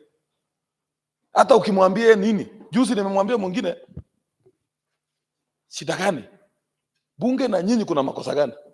Akaniambia fanyeni kazi yenu huko, sisi tufanye kazi yetu huko. Na ningependa kuambia waheshimiwa kwamba tufanye kazi yetu. Hiyo ndio itafanya sisi tuendelee kuheshimiwa kwa hii bunge, wananchi wataheshimu, tutafanya kazi mzuri. Lakini kama ni mambo kama haya, hii wananchi watatugonga, kwa sababu sasa hii raia wako naye. Kesho wataniuliza mheshimiwa, hii barabara ni ya wapi? Najua tu nimejitetea mapema, najua wanaangalia kwamba hakuna, mimi sina habari na hiyo maneno. Asante. Honorable members, Honorable Sanga, you wanted to comment because it seems. Thank you, Honorable Speaker. Yeah. I want also to comment on this report that there are a lot of errors, and these errors, it's either errors or there are some cost base that maybe someone has been paid without doing the work, or it gives us a wrong impression that a lot of work has been done. Like in my work, there is no such a road called Mokon Kibyok. Mokon is in Lesos, Kibyok is in my ward, and the only road that connects Mokon and is the Tamak Road. And then there is a title center.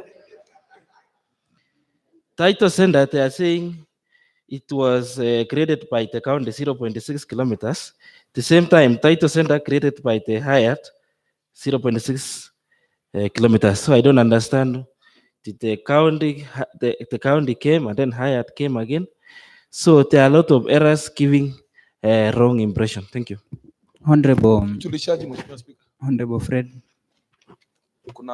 Ningependa kujulisha bunge, nafikiri waheshimiwa wanajua. Kuna mahali naitwa Steepness Kapkoria. Ni lami tena Mheshimiwa Spika. Steepness hapa mpaka Kapkoria kanisa pale ni lami Mheshimiwa Spika. Na tayari umesikia Mheshimiwa Spika hapa. Wananchi wanajua, nafikiri ukienda hata ukiuliza waheshimiwa wala wanaenda Kaptumo wapi, kuna mahali imeandikwa Kapkoria, imeandikwa Steepness Kapkoria. Honorable Pius.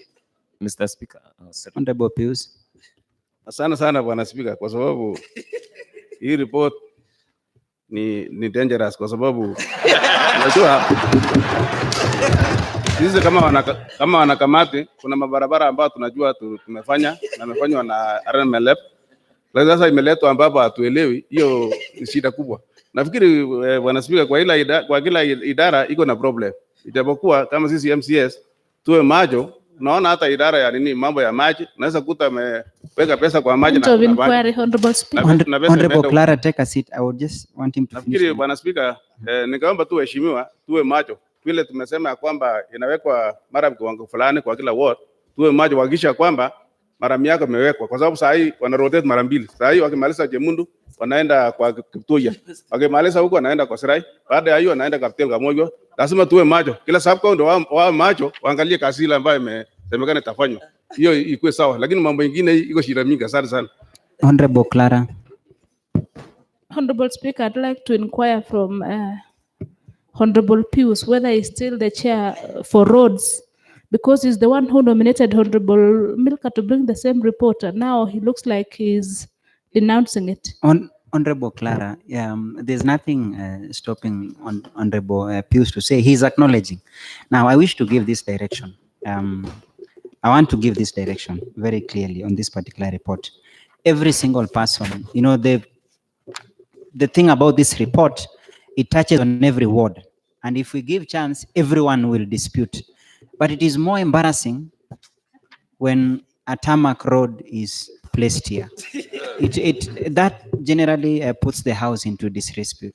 Now I want to ask this, before even the chair or the committee goes back, I want the honorable members, the 30 elected honorable members, assisted by the nominated members, just take through the copied documents. The reason why you see assembly sitting on documents, you are able now to verify.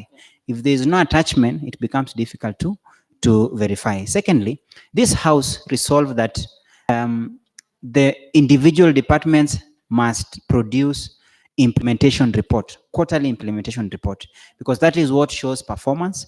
That's what each department tells you they have done in a particular quarter.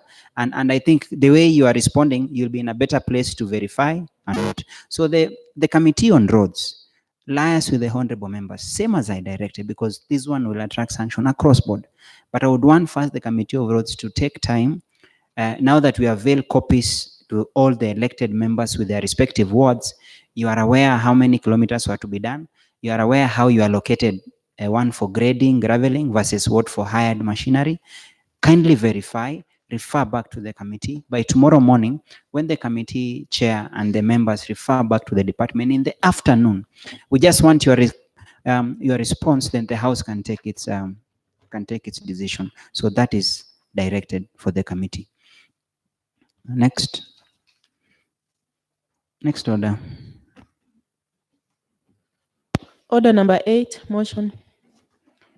Honorable Sanga.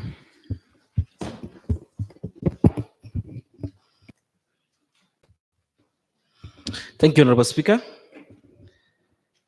I stand to move a motion on the report of Health and Sanitation Committee on the response to a statement by Honorable Speaker.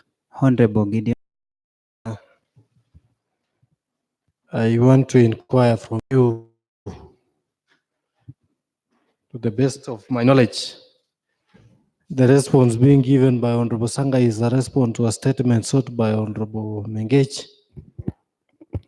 I want your guidance to know whether it should come as a motion or a response, like what we have done as a committee. Which provision of the standing order gives way what Honorable Sanga, what Honorable Mengech sought to come as a motion instead of just a response to a statement. Please give us guidance on this, Honorable Speaker. Honorable Gideon, 2 weeks ago, Honorable Sanga came back with a response to Honorable Mengech, and in his response, he said he was unable to provide because the Honorable CC member refused to respond to the same. He sought that him and the committee go back and come back before this house on a report. That is what I directed, and that's why we are here. Last week, he gave a notice of motion. So on Thursday, it was supposed to come for the reading, but the chair sought the same be postponed to today, and that's why it's today. The House Business Committee allocated it last week, then pushed today on Tuesday. Proceed, Honorable Sanga. Thank you, Honorable Speaker.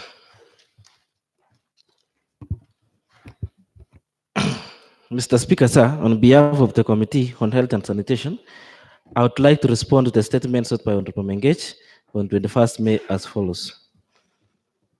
The first was the total cost of drugs and non-pharmaceutical procured or purchased for the financial year 2017 and 2018, and the financial year 2018 and 2019. Mr. Speaker, sir, as indicated in the document attached, the total cost of drugs and pharmaceuticals for the 2 financial years as follows. 17-18, the budgeted amount was 230 million. Amount paid was 255 million, 234,541. The patient workload is 1,406,610. For 2018-2019, the budgeted amount was 250 million. The amount paid was 217,810,610. The number of patients were 1,699,533. And I think it is attached, showing there is an attachment showing it. It is showing the quotation number, description, the contractor, and the amount. It is well attached, including the workload. Shows the facility, the OBD inpatients for the both years. I think it is attached in the document, and you can see behind. The second statement that was sought was availing the local purchase order for the drugs and non-pharmaceuticals were purchased for the financial year 18-19 and 17-18.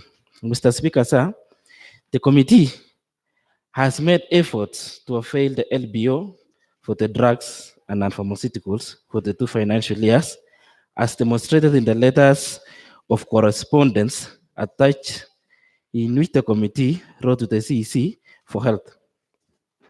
The first letter was the one indicated NCA H&S RQ 2419. It was stated on 22nd May 2019, where the CEC Health advised the committee to seek the document through the county secretary as shown in the letter. All these letters are attached. You can see they are attached. The first letter, this is the second letter that was responded on 23rd, responded by the CEC. The committee followed the recommendation of the CEC Health and wrote through the county secretary. The letter that was written to the county secretary is there again. It is NCA HS RQ 2519, dated 3rd June 2019. And the same letter was responded again as demonstrated in the attached letter. This is a letter that was responded by the CEC Health. It is written CECH as 1819. It was dated 19 June 2019. The response from the CEC in the letter were found to be unsatisfactory. And during the consultative meeting between the CEC and the committee on 11 June, the CEC was advised by the committee to respond to question number 2 and 3 and the of the statement. In the response of the letter, they did not respond to question 2 and 3. So we advise her to go back again and respond to the same. She responded through another letter again, which she refers the committee to the Department of Finance, in whose custody the document was said to be. Okay, the committee, as advised by the CEC Health, wrote again another letter to the CEC Finance, requesting for the documents on 12th 2019, under Reverend NCA HQS RQ 2019. The CEC for Finance and Economic Planning responded to the letter that we wrote to him, to a ref number CG NDI FIN 79P, volume 3/10, titled Handling of Financial Documents, that no procurement document shall be handed to the committee of the county assembly for reasons stated in the letter, which was attached. And the letter was supplied to all the MCS, copied to the governor, CECs, CEOs. I'm sure all the members saw the letter. Number 3, furnish the house.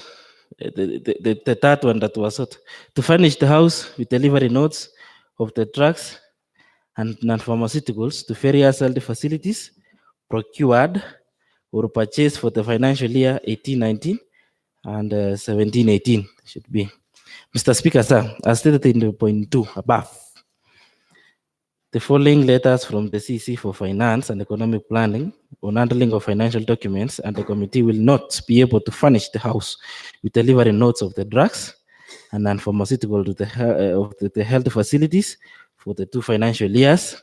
Therefore, the committee further refers the House to the correspondence attached.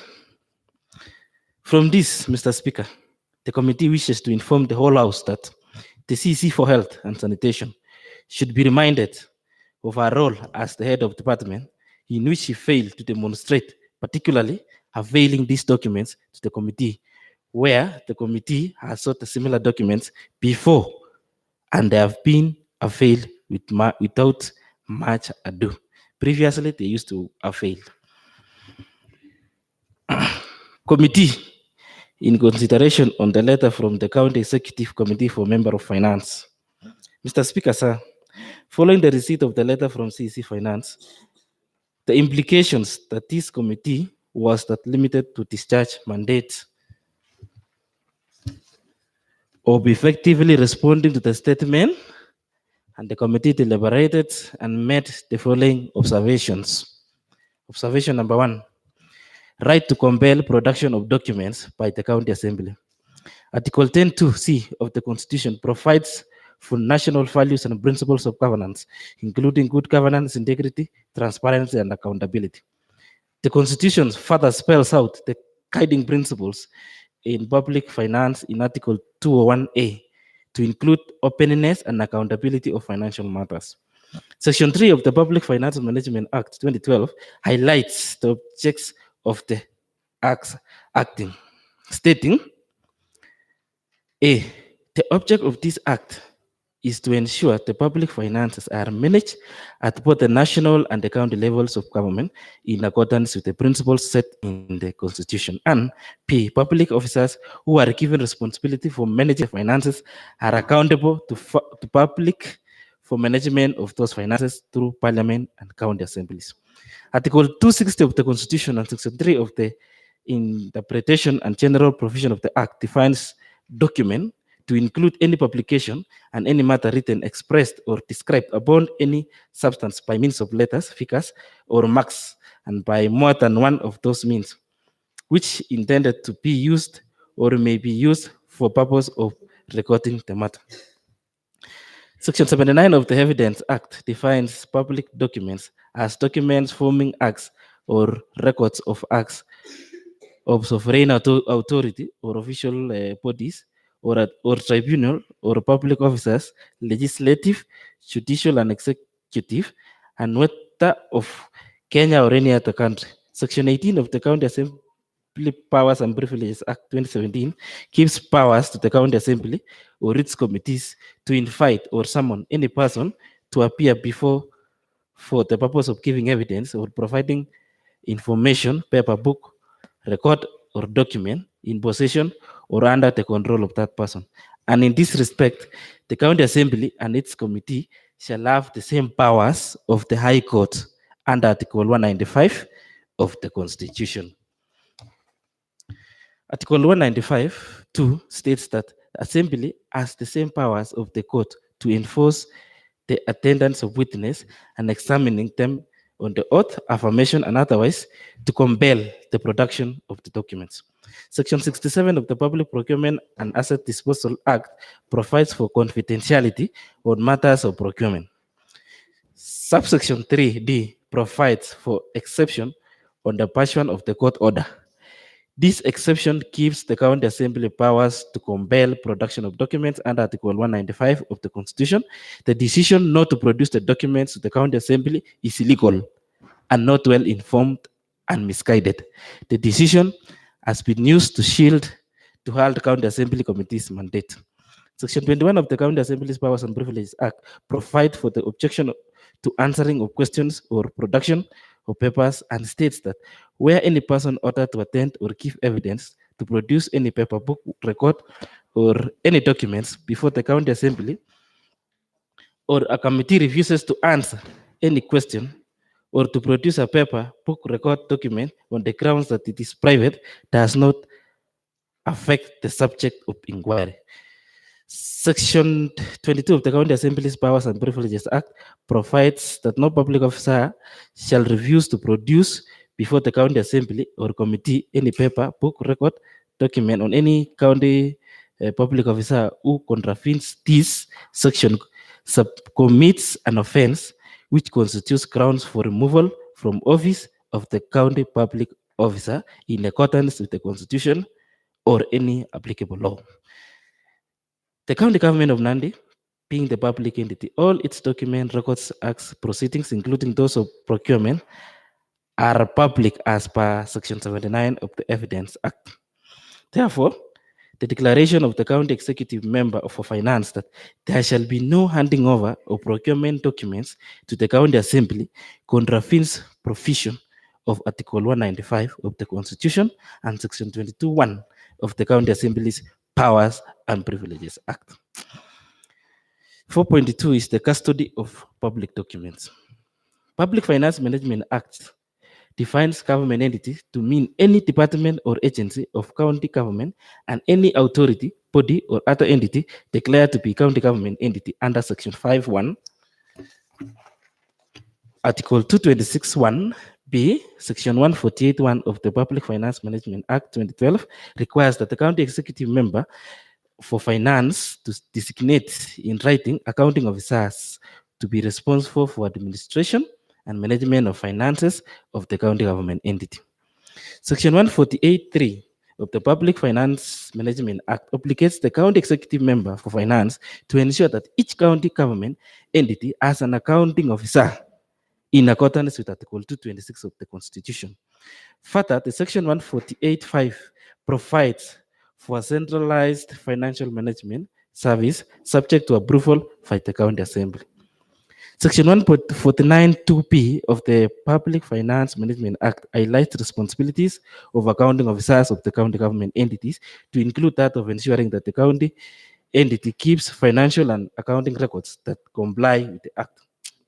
Section 149(2) obligates the accounting officers to ensure that the respective county government entity has adequate systems and processes in place to plan for, procure, account for, maintain, store, and dispose of assets, including asset register that is in current, accurate, and available to county treasury or to the auditor general. This section confers all departmental accounting officers powers and responsibilities to keep records of transaction and department, including records of procurement process. Within the ambit of Section 104 of the Public Finance Management Act, which bestows powers and responsibilities to county treasury, it is not the role of the county treasury to ensure safe custody of financial records and to produce the same to appropriate bodies as alleged by the county executive member for finance. The county treasury mandate is to, among others, act as a custodian of inventory of the county government assets. The decision by the county executive member for finance to have county assembly request for documents through the office of the county executive member for finance contravenes the provision of Section 148(5), the Public Finance Management Act, that requires approval of the county assembly for adoption of centralized county finance management services. Recommendation.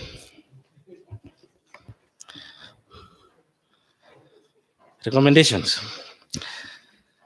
The committee, having analyzed the correspondence and upon considering the facts and the law, makes the following recommendations. Recommendation number 1, that the county executive committee member for health takes charge of the department and its documentation and ensures that accounting officers of the department discharge their mandate in line with the Section 149(2) of the County Government Act, which obligates the accounting officers to ensure that the respective county government entity has adequate systems and processes in place to plan for, procure, account for, maintain, store, and dispose assets, including asset register that is current, accurate, and available to county treasury and auditor general.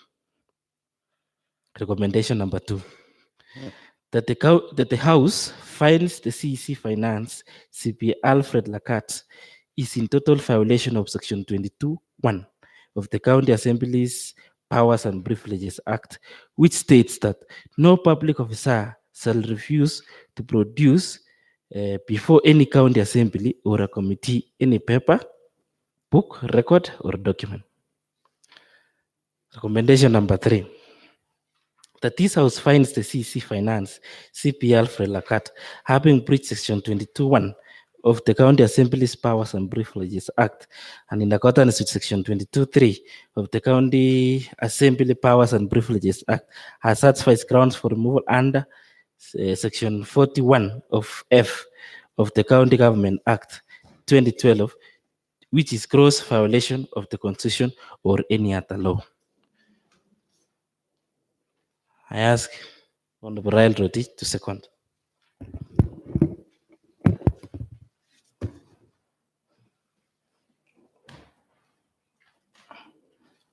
Honorable members, I therefore propose the question that the report of the Health and Sanitation Committee be discussed. Honorable Fred. Mheshimiwa Spika, ya kwanza nashukuru kamati kwa ile habari wametuletea hapa. Mheshimiwa Spika, Mheshimiwa Spika, mpaka sasa nashangaa Mheshimiwa Spika,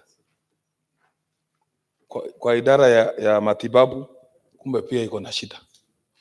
Mheshimiwa Spika, kumbe hatuheshimiwi Mheshimiwa Spika. Bunge hii haiheshimiwi Mheshimiwa Spika, kwa sababu ukiangalia yale yote tumeuliza Mheshimiwa Spika, kipengele wazi inasema ya kwamba sheria inaturuhusu tuulize habari yoyote kwa sababu sisi ndio tunalinda. Mheshimiwa Spika, tunataka Mheshimiwa Spika tuseme tuunge mkono kamati ya matibabu kwa sababu hapo ndio iko na shida, kwa hapo ndio inafaa sisi tulinde zaidi kwa sababu hiyo ndio maisha ya watu wakaaji wetu wa Nandi. Na hiyo Mheshimiwa Spika, kama kuna shida tutauliza namna gani Mheshimiwa Spika, kwa sababu kila mara tunauliza Mheshimiwa, saa zingine dawa hakuna, saa zingine nini hakuna. Tukiuliza Mheshimiwa Spika hatuna habari yote Mheshimiwa Spika. Sasa inamaanisha Mheshimiwa Spika, itafika wakati hata ukiuliza watu ngapi wametibiwa Mheshimiwa Spika, hawana habari yote. Na pia kuna barua niliona waziri wa fedha alikuwa ameandika kwamba hakuna habari yoyote inatolewa. Haikuandikwa kipengele yoyote, sijui alitoa wapi.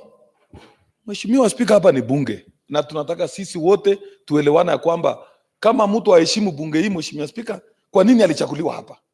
Kwa nini alihitimishwa hapa? Wale viongozi wote sisi ndio tumewapitisha hapa kwa mkono yetu. Na ni bunge ndio kama amini bunge hajakani kwa ofisi. Unajua hiyo ni maajabu Mheshimiwa Spika, kwa sababu mimi Mheshimiwa Gavana alituletea majina ya watu. Wakasema Mheshimiwa unipitisheni. Sisi tukasema kwa sababu Mheshimiwa Gavana tupitishe. Sasa yeye haheshimu ofisi yake Mheshimiwa Spika. Haheshimu ule mtu alimwandika kazi. Sasa Mheshimiwa tunaelekea wapi? Kwa sababu ukiangalia kama mimi sasa, ukienda kwa ofisi sasa unadanganya. Umeangalia ya barabara, sisi kama kamati tumedanganywa. Ukiangalia hii tumedanganywa. Mheshimiwa Spika, na ningependa uheshimiwa tuunge mkono, tuhakikisha kwamba wajue ya kwamba hapa ni bunge na tuheshimiane, tuone bunge ni wapi. Wakati ya kwanza mimi nikiwa mheshimiwa, mambo ilikuwa kama hii. Tulikuwa tunauliza maswali Mheshimiwa Spika, hii unadanganywa, hii unadanganywa. Wananchi wako na akili kuliko sisi. Tulipata habari kwa wananchi. Na najua yale marafiki ya Mheshimiwa Gavana Chematel ndiye aliwafukuza. Kwa sababu habari maneno ilikuwa na karangwa hapa, saa nyingine wasikia barabara imelipwa, nini imelipwa. Mimi nilikuwa naunga mkono tupewe ya habari. Ili nijue kwa Kapsabet Ward barabara ngapi imetengenezwa, pesa ngapi imelipwa. Ile bajeti yote tunapitisha Mheshimiwa Spika, mimi naona hata tusipochunguza sana tutaona maneno Nandi hapa si mzuri. Na kama mimi Gavana ni rafiki yangu, lazima mtu afukuzwe nyumbani ndio ajue. Mimi nitaleta mswada hapa nihakikisha iwe liwalo, kama ni watu 5 watu 2, lazima nihakikisha kwamba mimi nimenyorosha maneno, nimeona maneno vile inaenda. Na hiyo ndio tunataka tuhakikisha kwamba hawa mawaziri wote wala wafanye kazi yao Mheshimiwa Spika ni wale wanaheshimu bunge hii, wanaheshimu Mheshimiwa Gavana, wanaheshimu wananchi wa Nandi na wanaheshimu sheria ya Kenya.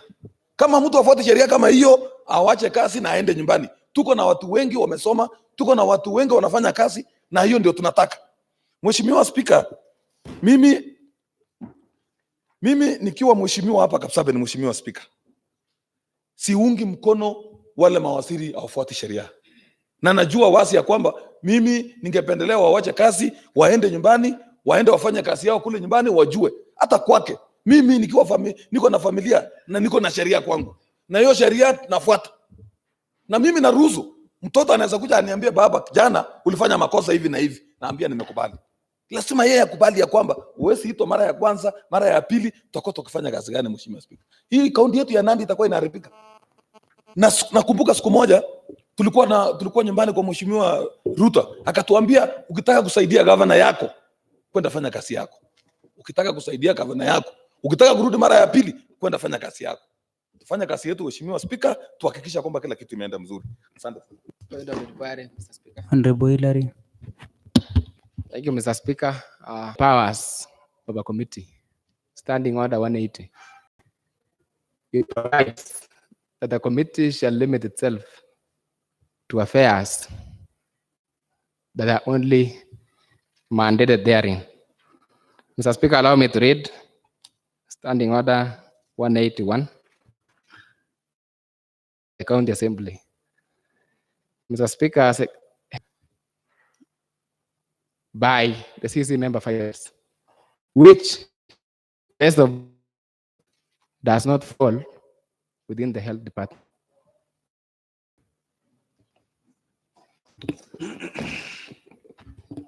Yes, Mr. Speaker, the documents are to do with pharmaceuticals, and the department, the in charge of the department, who is the CC member finance, CC member health, indicated through a correspondence that they were holding, and then is does the mandate of health committee include overseeing the affair Documentation. I wish to refer you to the first letter that the clerk of the county has, and in this case it was directed to the line county executive member, and the response by the CC Health to the county secretary. Make sure you look at that. Secondly, the clerk on 3rd of June complied with the same, wrote to the CC Health through the county secretary, requested the same documents. It was received on 4th June.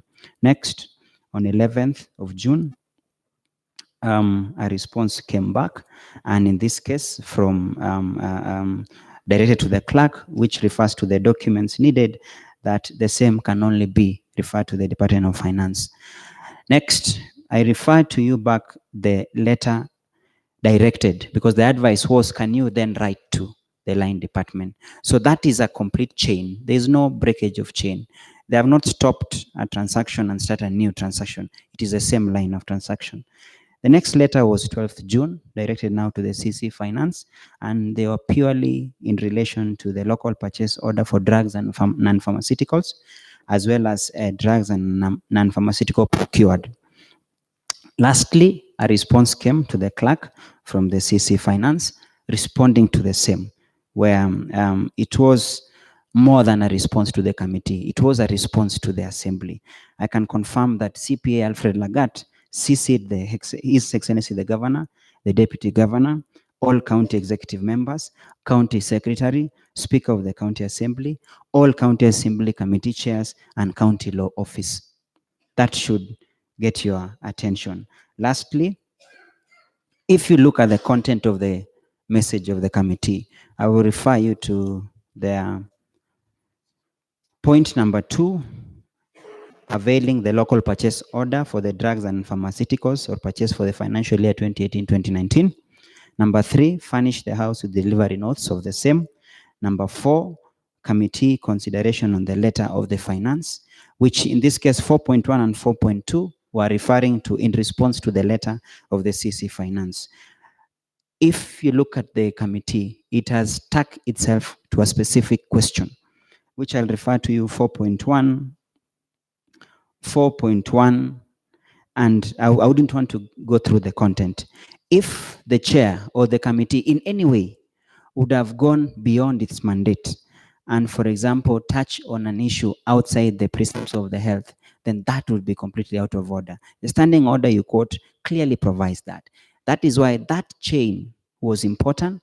The attachment of letters, extremely important. But more importantly, this same house passed a resolution that procurement as a function under the law, which the CC Finance has not contravened, has not refused to accept, falls under accounting officer. This same house approved the names of county officers for every department, who under the PFM Act are the accounting officers. By virtue, the county treasury has failed or has not been able to empower the respective accounting officers, then they bear the responsibility. It is their own creation, it is not the creation of the house. So that stands. Contributions, Honorable Mengech. Speaker,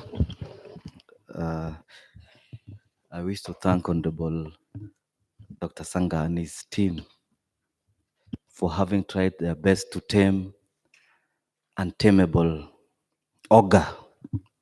Honorable Speaker, yesterday I received a call from the chair for one of the dispensaries in my ward, Sochoi. So he called me. Honorable Gideon. I don't know whether Honorable Mengage is used a parliamentary word in the term ogre. Untenable ogre, Mr. Speaker. Honorable Mengech, I think I didn't get that clearly. You could clarify as you proceed. Sorry, Honorable Speaker. It's unfortunate that maybe we are on the same road with Honorable Koech in terms of analogy and symbolism. Yeah, in my mother tongue, Jemosit is a symbol,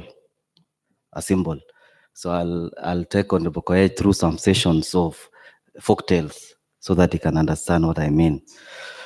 Honorable Speaker, when I received that call, the concern of the chair of the health facility. Mr. Speaker. Honorable Gideon. I take the advice of Honorable Mengage, but that one does not rule out the terms used in as far as the procedure and rules of this particular assembly is concerned. But the classes and the lesson is planning to give me, I'll take it seriously. Fair enough. But the rule stands. Fair enough. Proceed, Honorable Mengage. Thank you, Honorable Speaker. So when I received the call from Mr. Bundotich, who chairs the facility, his concern was the lack of drugs in the hospital. I'm yet to receive calls from the others, even the main health center, or source, does not have adequate drugs. When I saw this statement, Honorable Speaker, my main concern was accountability. Now that the figures here given of 250 million, I don't know whether honorable members have adequate drugs in their health facilities. But looking at the figures shared here, 250 million, I'm wondering whether we are receiving drugs amounting to the same amount. The reason why I requested for documents so that we can prove for accountability, Honorable Speaker. Unfortunately, the CC Health in the play animal farm, Honorable Speaker, in the story Animal Farm, some animals are more equal than others. Honorable Speaker, it's unfortunate that the 9 other CCs are subordinate to the CCM finance. And the law is very clear. They are all equal in terms of responsibility. Unfortunately, in Nandi County, informally in the streets, I've heard people talk about super CCMs. I did not know the reality of this until the CCM Health, Ruth, had to call me. I guess she was kneeling down wherever she is because she could not receive the documents we had sought, Honorable Speaker. She had to kneel. She had to literally kneel. Honorable Speaker, you remember in the past, once we summon the other CCMs and their CEOs. The unfortunate thing is, they only point us one direction. Honorable Speaker, health, it is so sad when you go to a health facility anywhere in Nandi County and has allocated such an amount. Maybe the CCM finance has diverted the attention from the key issues that we are supposed to. The issue of pharmaceuticals in. Honorable Speaker,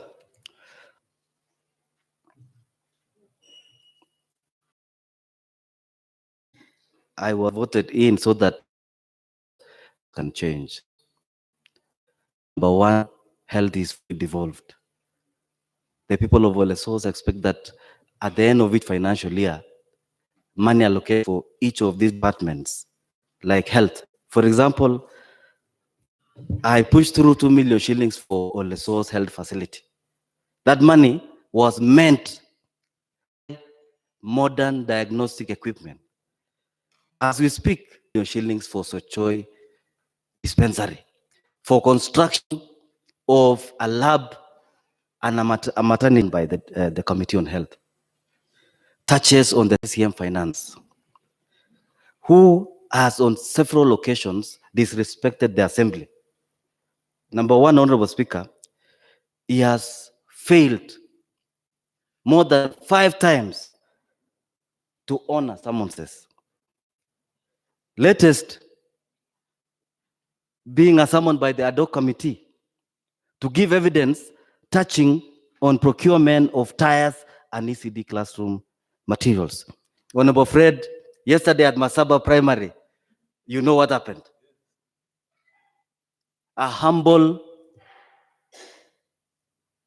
ECD teacher was so scared when she learned that this is a committee of the county assembly. Earlier, at the site of the nursery, she said she was going to give us documents of delivery of materials. But as soon as she learned that we were from the county assembly, she said she was under instructions not to give. And it's obvious who gave the instructions. And the only thing Honorable Fred managed to do was to ask her to read for us the supplied materials. Honorable Speaker, the CCM Finance, CP Alfred Lagat,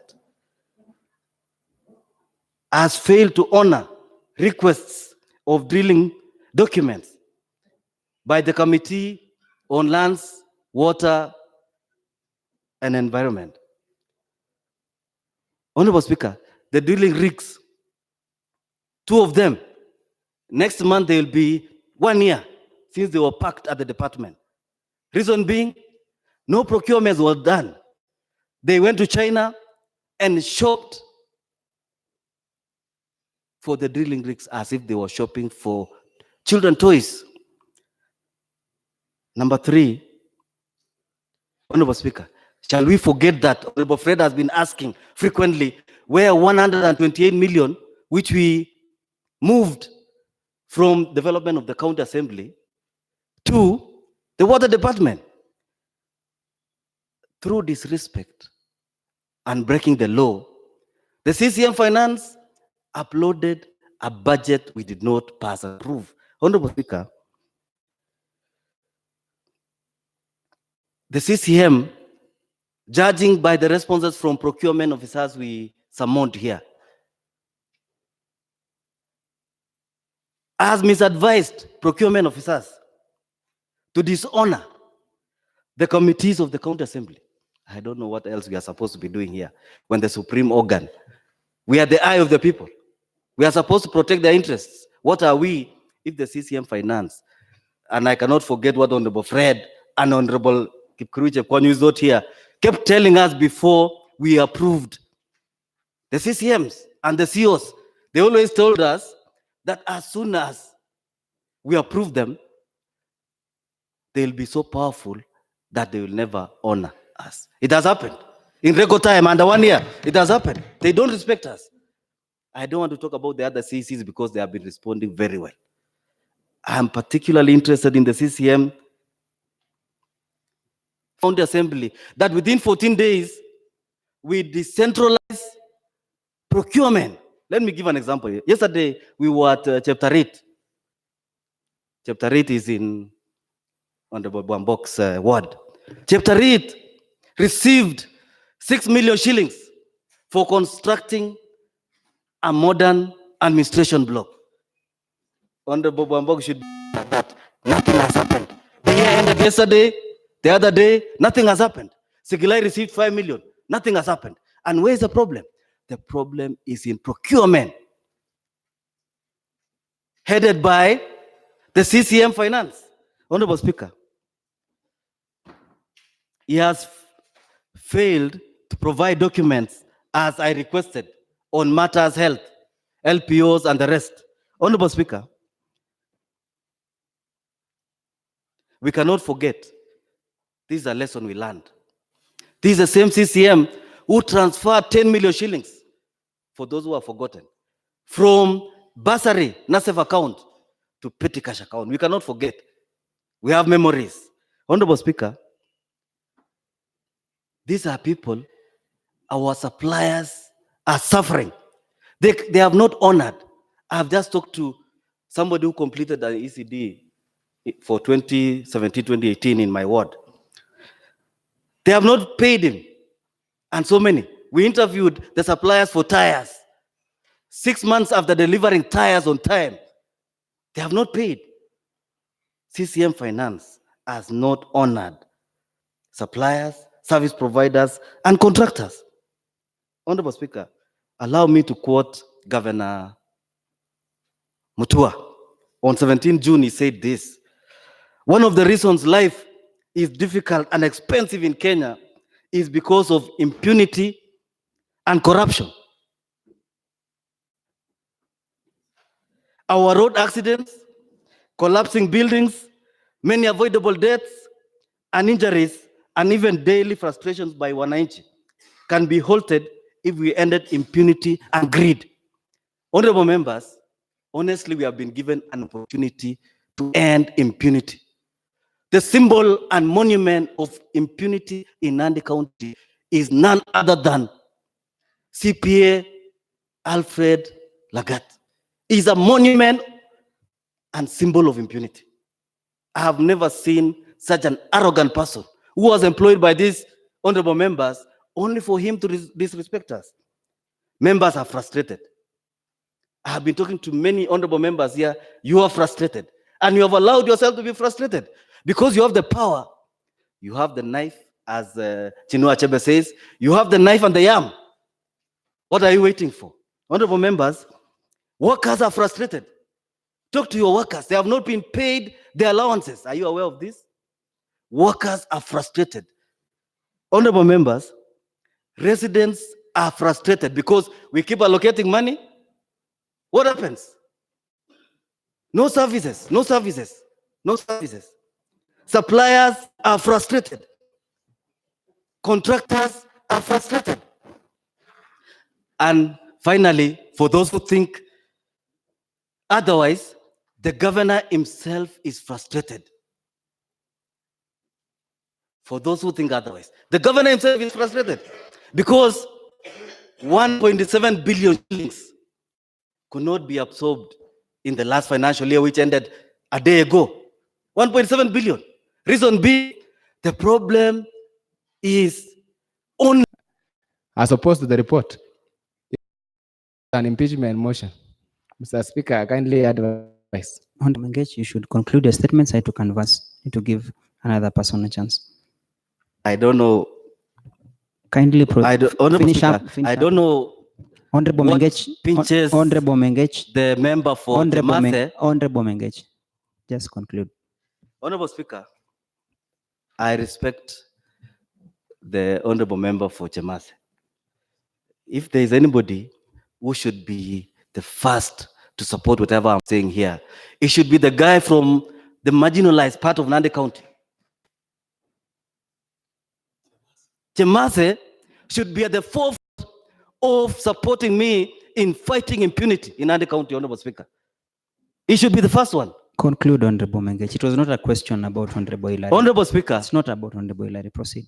Honorable Speaker, considering the matters raised and the recommendations by the Committee on Health, allow me, Honorable Speaker, to move a motion of amendment on the recommendations. Honorable Speaker, I wish to move this motion that the Health and Sanitation Committee report on response to my statement of 21st May on the cost of drugs and non-pharmaceuticals as be amended as follows. Number one, that the following new recommendations D, E, F, and G be inserted The clerks to distribute. I need a copy too. Proceed. immediately after recommendation number C as follows.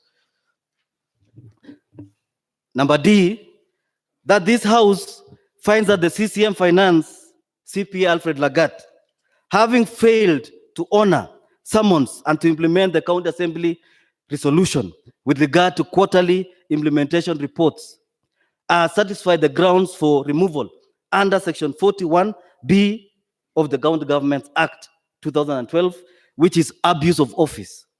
Number E, that this House finds that the CCM Finance CP Alfred Lagat, having failed to implement County Assembly's resolution on decentralization of procurement and operating a centralized procurement function in breach of Section 48(5) of the Public Finance Management Act of 2012, satisfied the grounds for removal under Section 41B and F of the County Governments Act of 2012, which is abuse of office and gross violation of the Constitution or any other law. Honorable Speaker, number F, that this House finds that the CCM Finance CPA Alfred Lagat, having failed to honor summons to appear before the County Assembly and respond to the correspondence from the County Assembly, satisfied the grounds for removal under Section 41C and F of the County Governments Act 2012, which is gross misconduct and gross violation of the Constitution or any other law. Lastly, Honorable Speaker, that as a consequence of the above, the House recommends that His Excellency the Governor exercises his powers under Section 31(1) of the County Governments Act and relieves the County Executive Member for Finance and Economic Planning, CP Alfred Lagat, of his duties. I request Honorable Fred to second.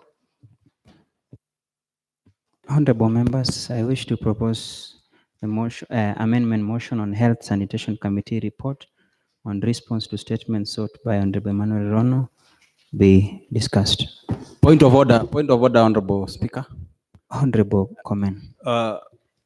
According to Standing Order 100, is Honorable Janorius Kering properly dressed? The Sergeant kindly confirm. Honorable Kering, stand up.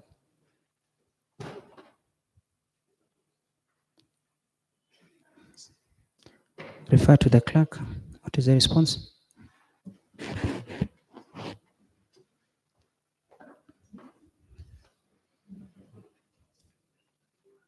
Kindly stand up, Janorius.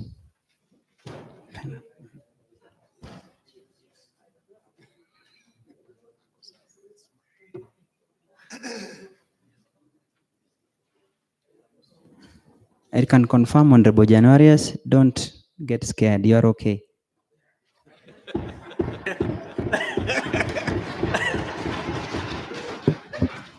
Honorable Fred. Ningependa kupata habari kama kuna utofauti ya mheshimiwa na wale wengine, Mheshimiwa Spika, kwa sababu wakati nilitolewa nje nilikuwa nimevaa long kama hiyo, Mheshimiwa Spika. Honorable members, take a seat. Take a seat.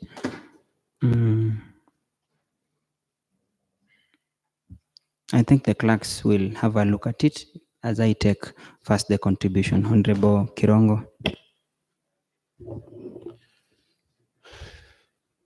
Thank you, Mr. Speaker. Mr. Speaker,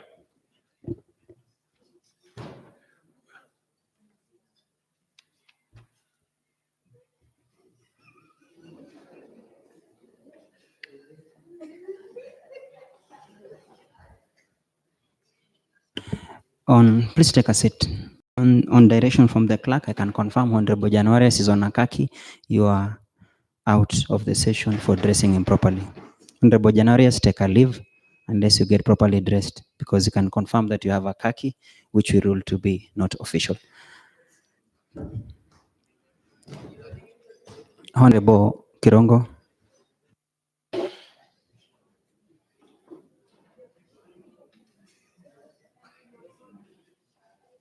Honorable Kirongo, proceed. Thank you, Mr. Speaker. I've just stood to contribute on this motion of amendment, and I would like to totally oppose this, Mr. Speaker.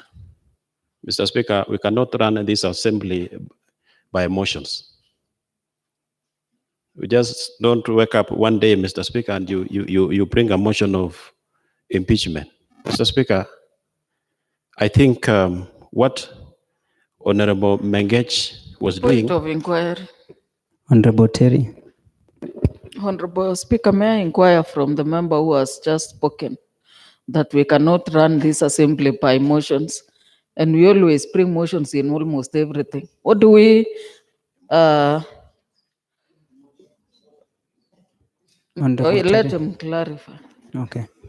Honorable Kirongo, I think you mentioned the word emotions. Emotions, yes. So it didn't come out clearly. Yes. It came out as motions. Secondly, you also mentioned a motion of impeachment, which I don't think I am seized of any motion of impeachment. Proceed. Because motion of impeachment is governed under section 40, which is not the case. I haven't received any on my desk. Proceed. Thank you, Mr. Speaker.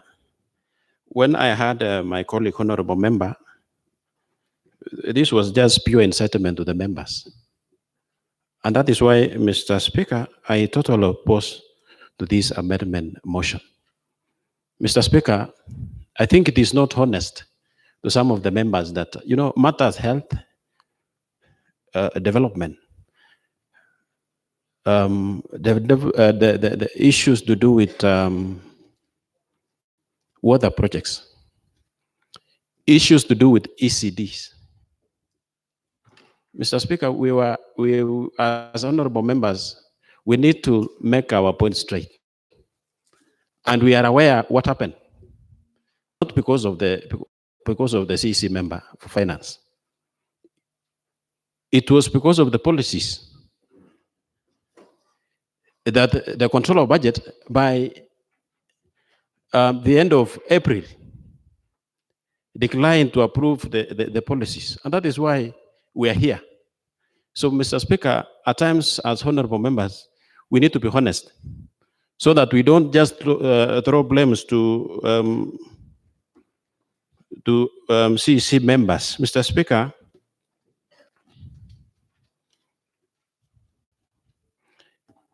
if we are honest, Mr. Speaker, I think. Honorable Fred. Ningependa kujulisha rafiki yangu Mheshimiwa Kirongo ya kwamba Mheshimiwa Waziri hata wale wote tumewaita wameweka lawama kwake. Hiyo ndio maana kuna vikwazo hapo. Ningependa kujulisha ya kwamba asome kwanza, ajeelewa, asome kwanza ndio akatae mswada mwingine. Finish up, Honorable Kirongo. Proceed. Therefore, Mr. Speaker, because we still have another motion to discuss, Mr. Speaker, I totally oppose this amendment. Thank you. Honorable Hillary. Thank you, Mr. Speaker. I also rise to oppose Standing Order 56, Mr. Speaker, on amendment of motions. State clearly that it should be relevant to the substance of the motion, and that, Mr. Speaker, it should be disallowed if, in the opinion of the Speaker, it is a basis that requires a substantive motion. Now that Mr. Speaker did not satisfy that, I find within myself that such amendment as sought by Honorable Mengech would have otherwise required a substantive motion for impeachment because it touches on the removal of the CC member finance. In that regard, Mr. Speaker, I exercise my mandate and my power and my vote to oppose. Thank you. Honorable Fred. Asante sana Mheshimiwa Spika. Ya kwanza nashukuru Mheshimiwa Mengechi kwa ile marekebisho ameleta hapa. Mheshimiwa Spika, mimi naunga mkono Mheshimiwa Spika. Ya kwanza Mheshimiwa Spika, waziri mwenyewe ana heshima na bunge letu hapa Nandi Mheshimiwa Spika. Ya pili Mheshimiwa Spika, Mheshimiwa waziri kwa ile matamuzi yake Mheshimiwa Spika, nafikiri hata tukileta ile maandishi tuliandika hapa ya kuhusu yeye, yale aliongea hapa Mheshimiwa Spika, yeye ana heshima na bunge letu Mheshimiwa. Na nashangaa Mheshimiwa wako hapa, yale tunafanyiwa ni bunge letu na Nandi. Nguvu yangu mimi Mheshimiwa na wale waheshimiwa wengine, sisi ndio waheshimiwa, sisi ndio tunatangaza sheria. Inafaa yeye aende apumzike kando, angojee ile matokeo inatokea ndiye ajue yeye anafanya namna gani. Mheshimiwa Spika, hiyo mswada ni wazi ya kwamba wananchi hata nje wanajua kwamba ile shida tuko nayo kaunti ya Nandi ni yale yeye ndiye amechangia. Mheshimiwa Spika, tuliweka pesa hospitali. Mimi nimeweka kule Chaindoi milioni 3 na kitu. Nimejaribu kufuata mawaziri wote. Wananiambia waziri wa fedha yeye anajua. Na anajua Mheshimiwa Spika, kama sisi tunataka bunge yetu ya Nandi iendelee, lazima tuhakikishe kwamba Proceed, Honorable Fred. Lazima tuhakikisha kwamba yale yote inaleta vikwazo kwa kazi ya Nandi. Lazima tuhakikisha kwamba yeye ndiye amefanya makosa kama hiyo na anafaa kwenda kando. Mheshimiwa Spika, mimi najua hiyo mswada itasaidia maendeleo ya kaunti ya Nandi. Hiyo bajeti tulipitisha mwezi wa 6 mwaka iliyopita mpaka sasa Mheshimiwa Spika haijawahi pita. Nimesikia Mheshimiwa rafiki yangu Kironga akisema ya kwamba yale yote tumepanga Mheshimiwa Spika, si yeye ndiye amepanga Mheshimiwa Spika. Mawaziri wako na nguvu na wako na kikao, wanaweza toa uamuzi ya kwamba hii ifanyike. Walikuwa wapi Mheshimiwa Spika? Mpaka sasa tuko na shida Mheshimiwa Spika. Mimi nikiongea hapa Mheshimiwa Spika, umesikia kwamba kuna yale barabara si ya ward yangu na imepitishwa Mheshimiwa Spika. Kuna barabara moja Mheshimiwa Spika inaitwa Kapkilel. Yaani wameanzia barabara pande hii wakahesabu ikuje round hii. Tena wamerudia pande hii, wameenda pande hii. Ndio nikashangaa Mheshimiwa Spika, nini inaendelea Mheshimiwa Spika? Nafikiri ukiangalia Mheshimiwa Spika kuna mahali inaitwa Kiminda Kapkilel. Mheshimiwa Spika, hiyo barabara inaanzia pande hii. Ya pili Mheshimiwa Spika, kuna mahali inaitwa Kapkilel Kapikwen. Hiyo ni maajabu Mheshimiwa Spika. Kapikwen iko katikati, Kiminda iko mbele yake na ni barabara moja Mheshimiwa Spika. Yaani wameanzia pande hii mpaka nusu, wameanzia pande hii mpaka wakamalizia Mheshimiwa Spika. Mambo kama endi amelipa Mheshimiwa Spika. Barabara imelipwa. Mheshimiwa Spika, ya mambo kama haya ndio unaona tunasema ukitaka tusaidie Mheshimiwa Gavana aendelee na kazi yake, tuangalie kasi ya wananchi. Tuangalie waziri lazima atoke kwa hiyo kiti Mheshimiwa Spika. Na najua Mungu yuko tarehe ngapi leo, kama huyu mtu hatatoka kwa hii bunge Mheshimiwa Spika, kuna wale mawaziri walikuwa hapa, walifukuza masuku Mheshimiwa Chemateri. Hii si mambo ya chuki, hii si mambo ya nini, hii ni mambo ya maendeleo ya kaunti ya Nandi. Ukiangalia mambo ya dawa, Mheshimiwa yote hapa ameuliza dawa. Ya kwamba pesa ya dawa tumenunua dawa kiasi gani, tumenunua nini, imefunikiwa chini. Yeye alienda akaandika barua, akasema ya kwamba hakuna habari yote mtapata kama waheshimiwa. Utakuwa nikifanya nini kwa hii bunge Mheshimiwa Spika? Mheshimiwa Spika, hapa tuko na spika, tuko na clerk, tuko na waheshimiwa, tuko na wale wanapiga picha pale, tuko na wafanyakazi wa kaunti, wafanyakazi 100 na kitu. Sisi ni wafanyakazi 165. Kwani hakuna heshima hapo ndani Mheshimiwa? Hiyo ni bunge Mheshimiwa Spika. Asante sana Mheshimiwa. Naunga mkono Mheshimiwa Spika. Honorable Terry. Thank you, Honorable Speaker. I also rise to support the motion by Honorable Mengechi because it's clear from the recommendations that he raised that CPA Lagat, who is the CCM Finance, has a lot that is hiding from the people of Nandi who are being represented by this honorable house. He has a lot to hide. That is why he is sticking with public documents in his office. Before I came to this honorable house, Honorable Speaker, I was the CEO of a school. I was holding documents, public documents, that were being audited. All the monies that came to my school, I was supposed to report to the parents and any stakeholder that came to the office to ask. It is similarly the same in the office that the CCM is holding. That is a public office. He has nothing to hide. He is supposed to release all documents as requested, more so requested by the Honorable Assembly. Honorable Speaker, it's clear that the CCM finance is even stealing funds meant for projects and services to the people of Nandi. If it was not so, it could not be hiding anything that we require. And by denying this house that represents the people of Nandi documents. Inquiry, Mr. Speaker. Honorable Kirongo. I want to inquire from the honorable member. When he alludes that the CEC member is stealing from... Honorable Terry, you are out of order. Completely out of order. Stealing is an act. And even in court of law, you have to prove. So can you withdraw the word stealing? You can use allegation, but not I cannot stand and say the majority leader does this unless I have a fact. So can you withdraw that particular statement? I want to withdraw the statement and replace with this one that he seems to be stealing funds from... Honorable Terry, Honorable Terry, Honorable Terry, Honorable Terry, Honorable Terry, Honorable Terry, you are I very... withdraw that one again and let me leave that one at that. Proceed. I also want to say that it is clear that the CCM finance is not fit to hold public office. Because by denying the same people who he is serving the information that he holds in that office, and goes ahead to even say that no one, that he's not releasing documents. Instead, he says people who want to see the information to come without phones, without anything, is overstepping his mandate, Honorable Speaker. Honorable Terry, I think you're contributing to the substantive motion. Let me dispose of the amendment so that members approve or not, we proceed with the main motion. So honorable members, allow me to put a question on the amendment motion on Health and Sanitation Committee report as proposed by Honorable Mengech that the House adopts the amendment. Will as many, can you ensure all your nini are on? They are not working. Sergeant.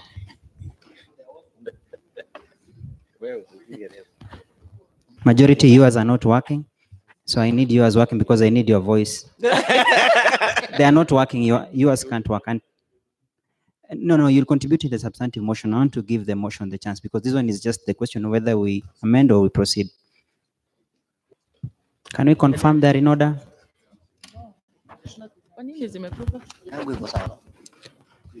Let us be loud as much as possible. I'll be able to pick.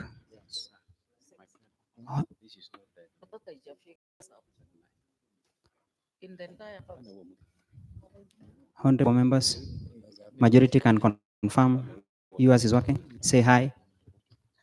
Nay. Very good. I wasn't saying you say aye or nay.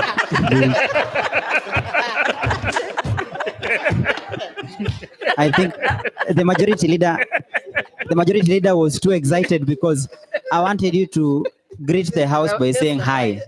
It was not about a question. You wanted to coerce me, Mr. And Honorable Majority Leader, you cannot be coerced. You are a strong House leader, and representing the government in the House, it would be improper for the Speaker to coerce the Majority Leader.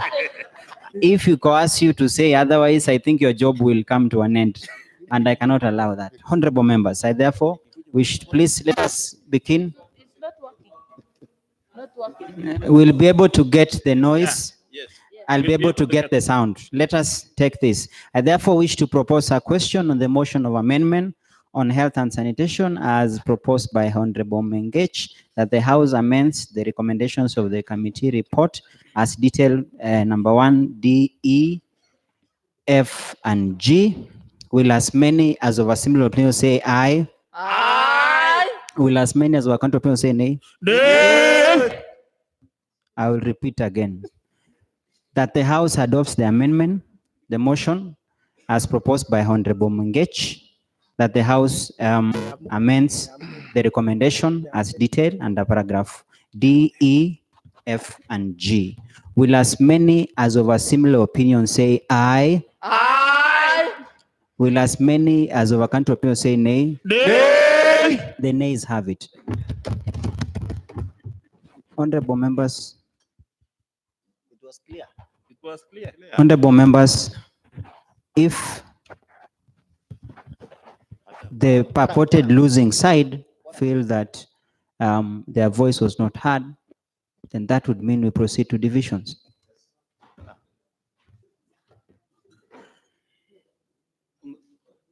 Before we can proceed, I need first the microphones be okay.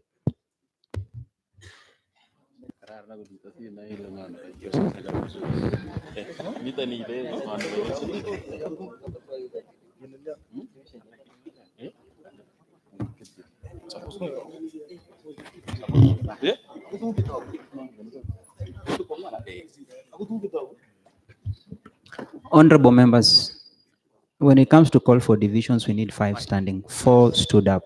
Yes. Let us proceed. Let us proceed to the substance of the motion. Yes. Contribution. No. Honorable Cornelia Some. Honorable Cornelia Some, you cannot lie under oath. You cannot lie under oath. Were you upstanding? Oh, he was Honorable not members- standing, Mr. Speaker. Honorable members, He order. was not standing. Order, honorable We can members. ask the neighbors. He was Order, not standing. honorable members. Yeah, he was not standing. Order, honorable members. You are out of order. Honorable Justin Chemnyango, you are completely out of order. You are completely out of order. I have not given anyone a chance to speak. Take a seat, Honorable Cornelia Some. Take a seat, Honorable Cornelia Some. Take a seat. Be seated. No, be seated, Honorable Cornelia Some. Sit before I can grant you the chance. Honorable Some, proceed. Mr. Speaker.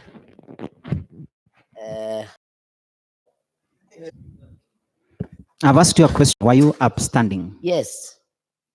We were 5. The 2 in this side and the other one, the 2. Were you standing, Honorable Some? I was standing. I stand. Take a seat. Take a seat before I can address that. And Who can you pick as an alibi who saw you standing? Mr. Speaker, I want to say something. Let me first inquire from the clerks before I can get back to you. Mr. Speaker, allow me to say. You've already mentioned. What do you have to mention before the House? Respect matters in this house. True, Honorable Cornelia Som. And if a person doesn't respect, Do you feel disrespected, Honorable Som? Yeah. By who?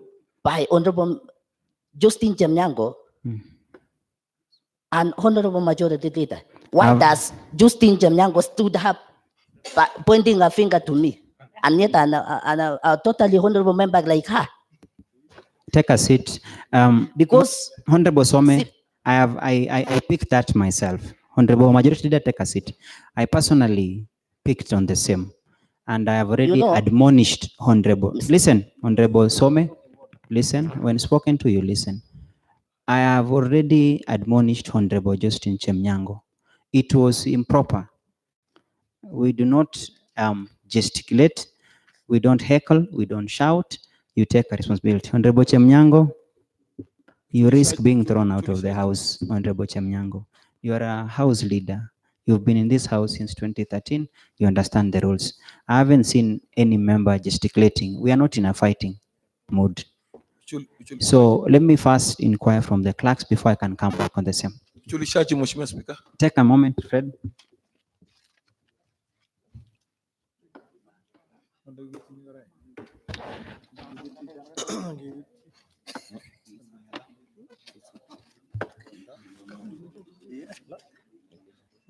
Honorable Fred.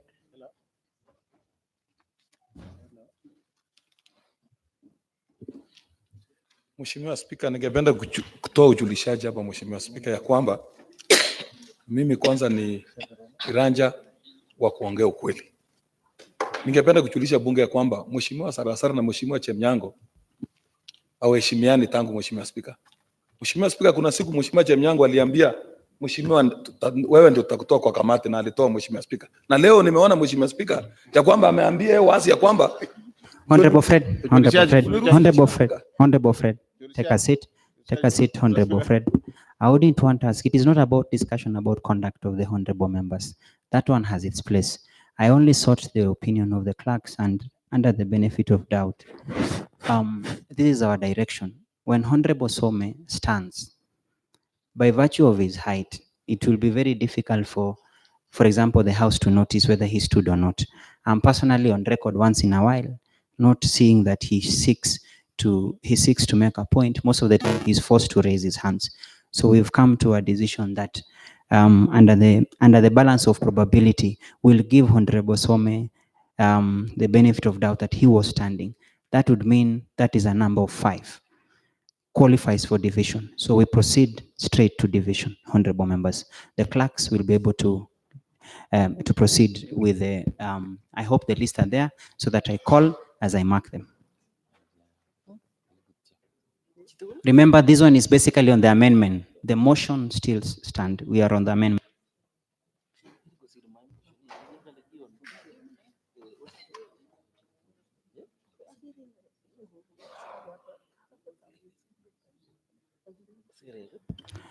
The sergeant ring the bell for 2 minutes so that any member who is outside can be able to come in.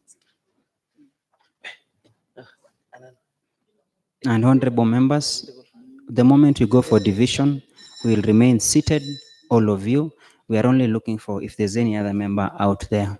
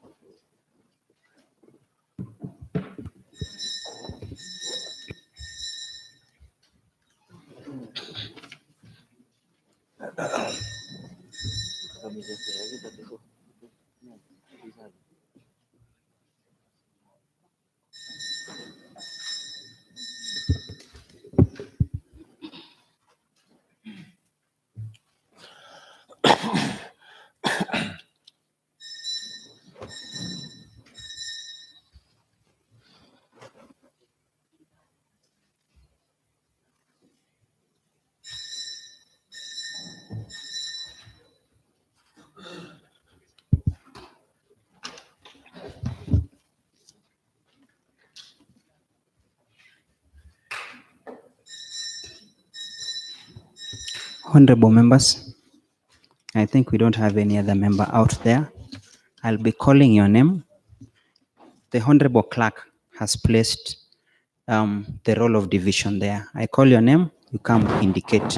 There are only 2 votes, 3 votes. Yes vote, no vote, abstinence. Honorable Singoye Pius? Nay. Honorable Singoye, you come and indicate. Point of information, Mr. Speaker. Why today it is private, Mr. Speaker? Take a seat on the Previously, majority. I have that's not always given you a chance to speak. I will be able to answer. Let him first indicate, then I can be able to respond right away.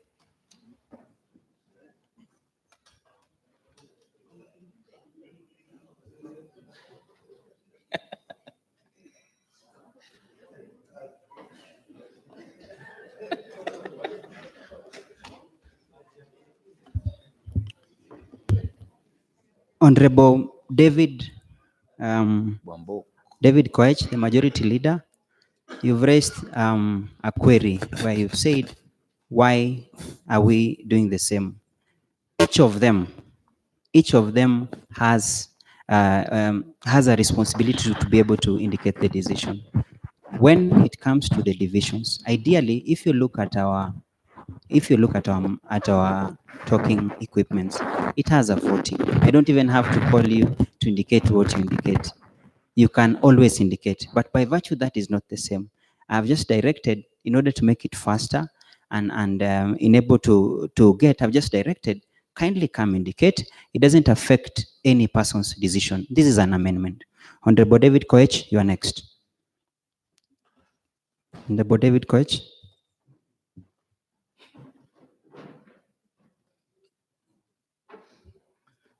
Honorable Speaker, is Take a seat. Take a seat. shouting nay and taking which one Take a takes, seat. which takes and which Take a takes seat, long time. Honorable Sang. You are out of order. Take a seat.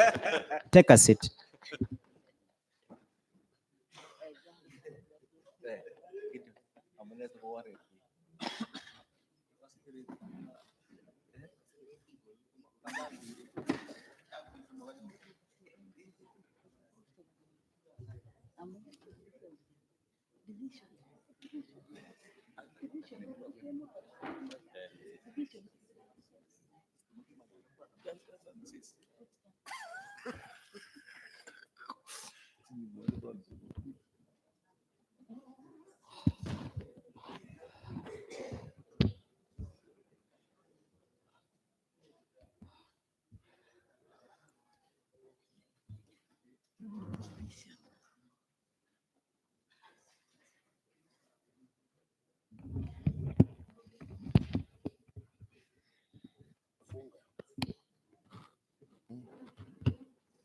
Hivi itaifanya?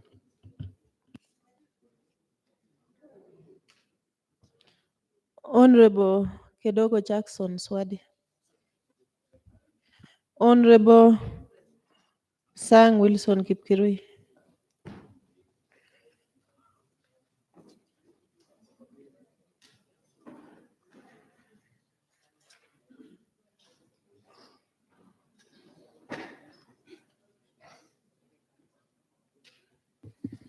Honorable Samuel Kipkirui.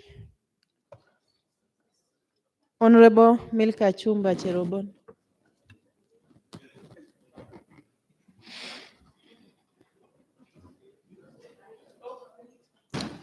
Honorable Milka, kindly proceed quickly.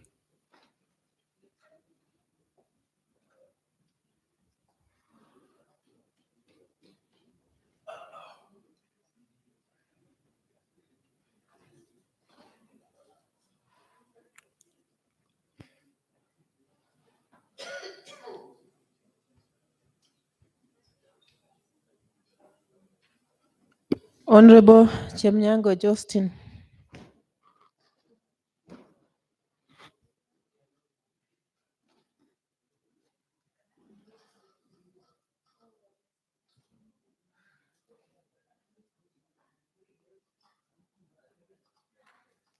Honorable Geoffrey Imbuji Kebolo.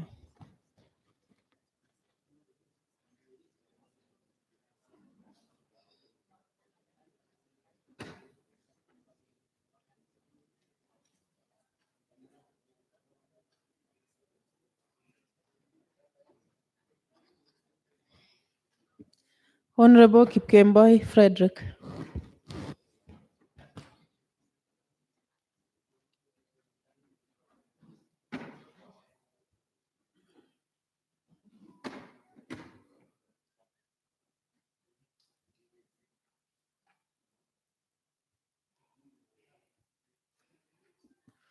Honorable Kirongo Eliud.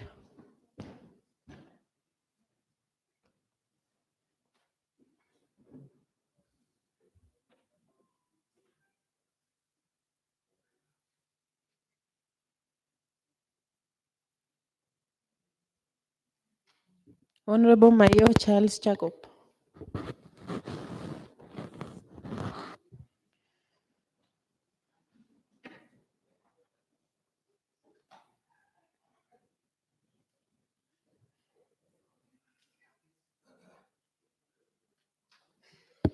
Honorable Murray Pius.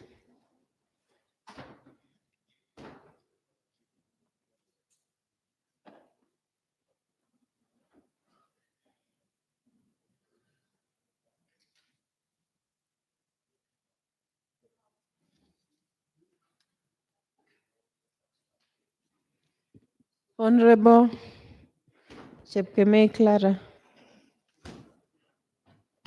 Nebo clerk, take it round. Just place it the other side.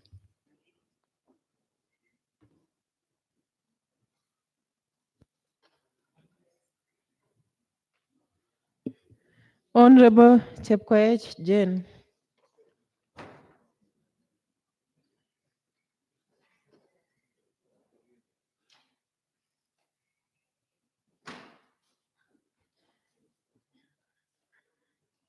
Honorable Chepkoskei Cynthia. Honorable Chepkwony Philip.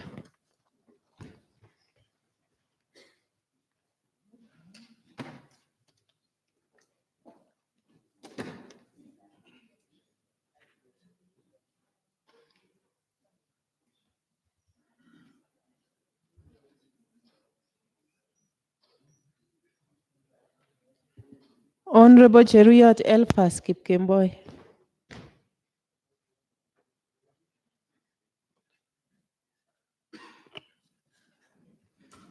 Honorable Majority Leader Chemnyango, take your seats, please. I don't think the honorable members Honorable proceed. Honorable Chesang Rose.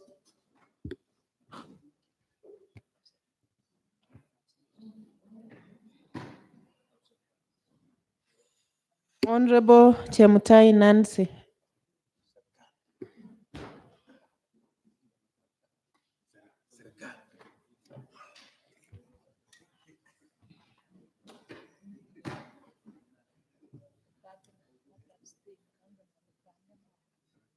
Honorable Majority Leader Chemnyango, you are completely, it is irresponsible.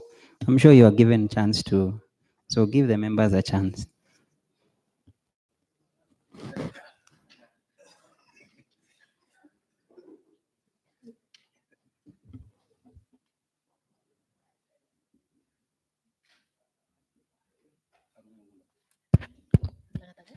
Honorable Kibet Kering Januarius.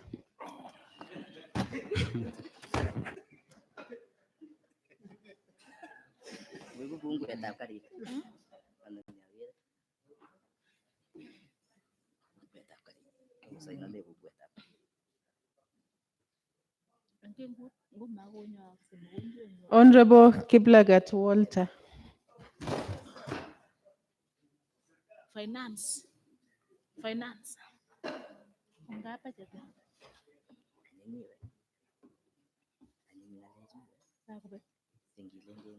Honorable Kirwa Dorcas. Honorable Kipchirchir Kirwa Robert.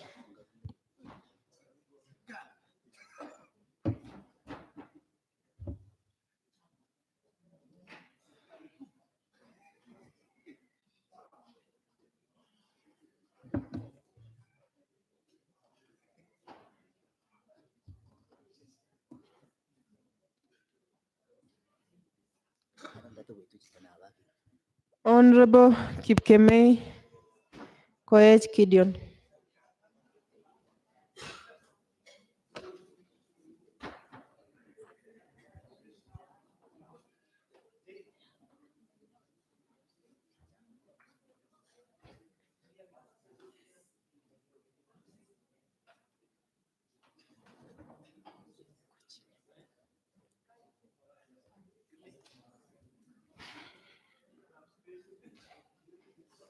Honorable Kimeli Korir Charles.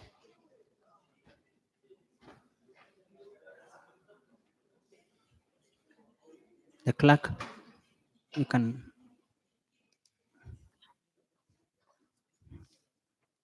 Let him finish.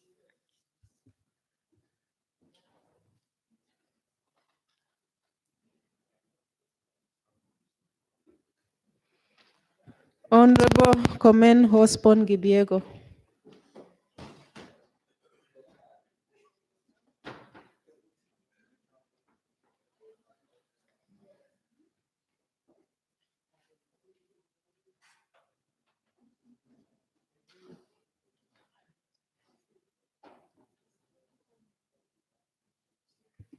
Honorable Chebitok Mayo Teresa.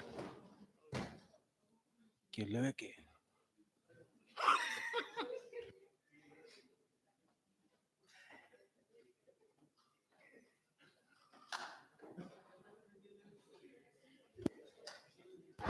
Kieleweke. Honorable Kipkoskei Maruwili. Tanga tanga. Tanga tanga. Tanga tanga. Honorable Maru, proceed. We only extended the favor to the Honorable Mayo. Tanga tanga wewe. Team tanga tanga.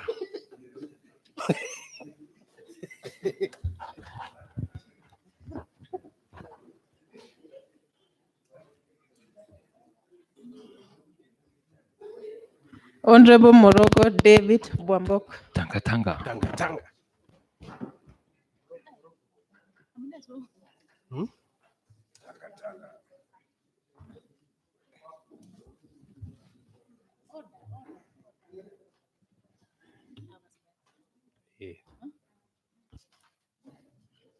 Honorable Kipkoskei Ngetich Joshua. Kieleweke.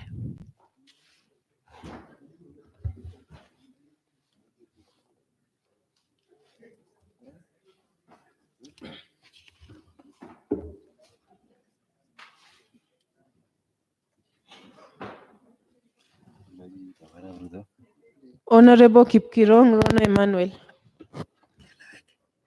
Kieleweke. Team kieleweke.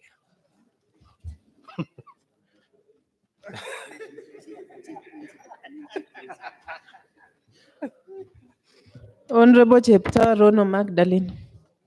Tanga tanga.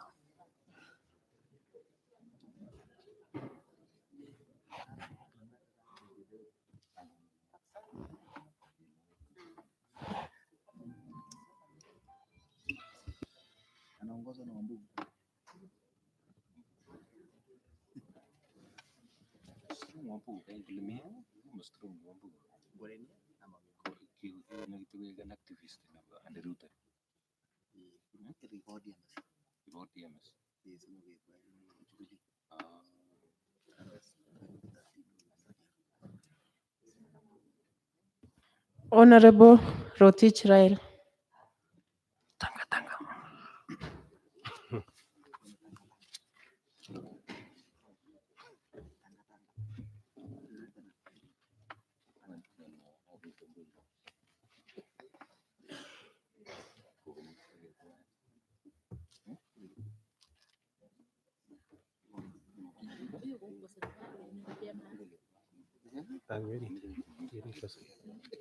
Honorable Kipcharbei Sanga Paul.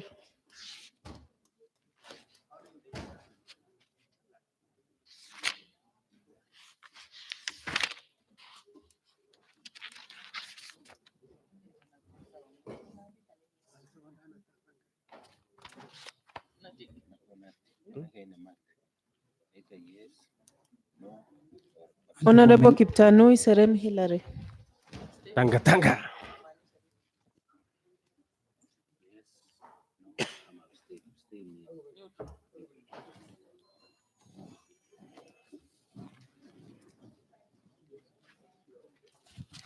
Honorable Kibet Cornelia Some.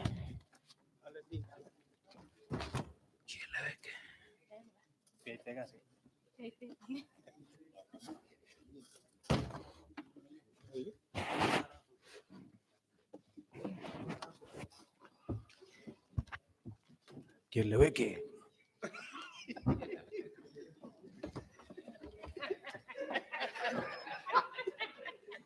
Honorable Trufosa Kuto.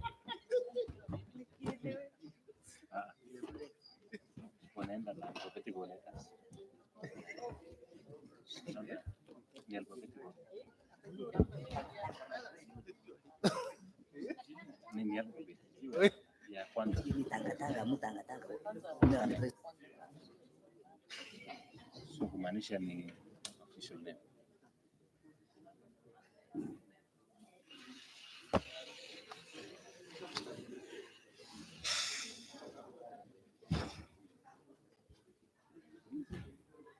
Honorable Fred, take a seat. Take a seat. Saa mbili. Ngoja habari, Mheshimiwa Spika. Honorable Fred. Mheshimiwa Spika, ningependa kupata habari kama Mheshimiwa Kilaka anafanya vizuri, kwa sababu kuna mheshimiwa amepiga kura DAP na naye anarudia tena. Mheshimiwa Spika, I will be able to know to see the same. Hoja habari, Mheshimiwa Spika. Inquiry, Inquiry, Mr. Speaker. Inquiry, Honorable Speaker. Honorable there is Gideon. one Honorable Gideon, take a seat. Take a seat, Honorable Gideon. How did Honorable Fred know that somebody who has voted twice? That is, you should rule that he is clearly out of order. Take a seat, and that is why I told him to take a seat. Inquiry, Mr. Speaker. Yes. I want to know why there is one honorable member actually whose name has not been Which member? captured. Honorable Nyauntu. Honorable Clerk, please come with the list again. Clerk, come with the list again. Need to confirm.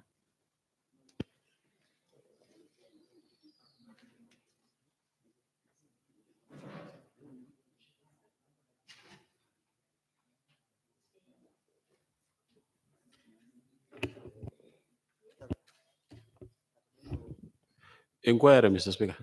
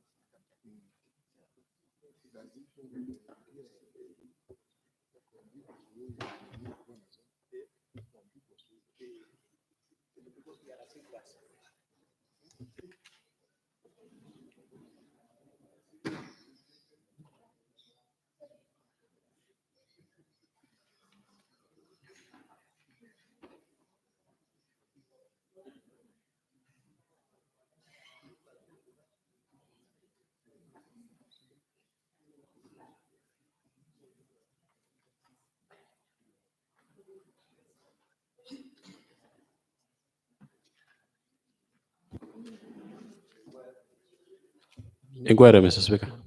Yes, Honorable Kirongo.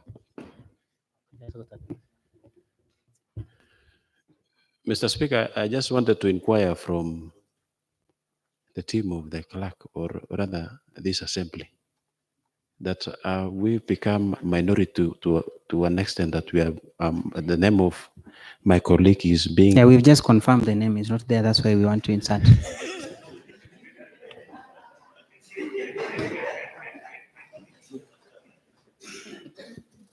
Point of order, Honorable Speaker. Honorable Clara. Is it in order, Honorable Speaker, for the minority leader to ask and to pose a question to someone who cannot have right of reply in the House? Because the clerk cannot speak. Honorable Clara, it was a question that I think I've been able to dispose of. It's a glaring miss, so I needed to deal with the same. The clerk.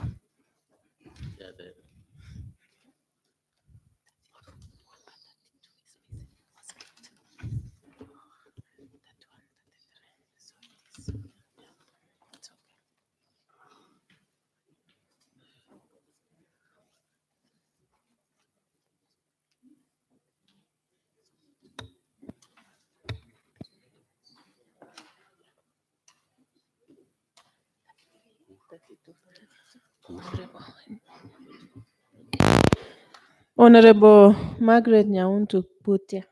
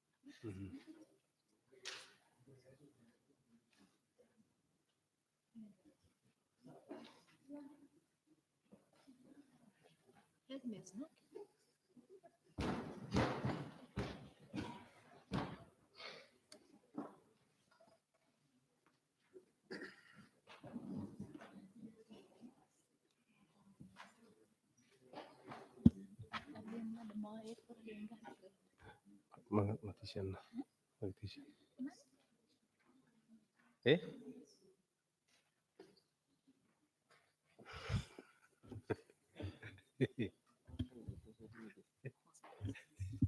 Honorable members, as per the division which was forced by the minority side, I wish therefore to declare as follows. The yes vote out of the 30, in our list of 39, but the attendance, the total number of attendance, honorable members, was 33. We have a total of 33 honorable members in the House. Out of the 33, the yes vote 5, the no vote 27, abstinence 1. So the amendment fails. We proceed to the main motion.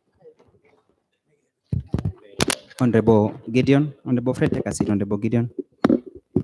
Thank you, Honorable Speaker, for giving me an opportunity to contribute to the motion by Honorable Sanga in regard to the statement sought by Honorable Mengage. I am a member of Health Committee. Therefore, this report belongs to the committee, including myself. I want to associate myself with the finding and the recommendation given in this report, having sat in the committee, as shown by the attendance list. Mr. Speaker, I find it rather weird that we have to go to this extent in matters related to access to information. There are times, Mr. Speaker. Honorable Speaker, point of information. Honorable Mengage. Now that a member of the Health Committee admits that it's weird, and the same member is opposed to my motion of amendment, Honorable it's also Mengage, weird. Take a seat, take a seat. You're out of order. Completely out of order. The matter is rested. Honorable Gideon, conclude with your. Mr. Speaker, it's a fact that the amendment was not related to the report here. In a nutshell, it was an addition to the report.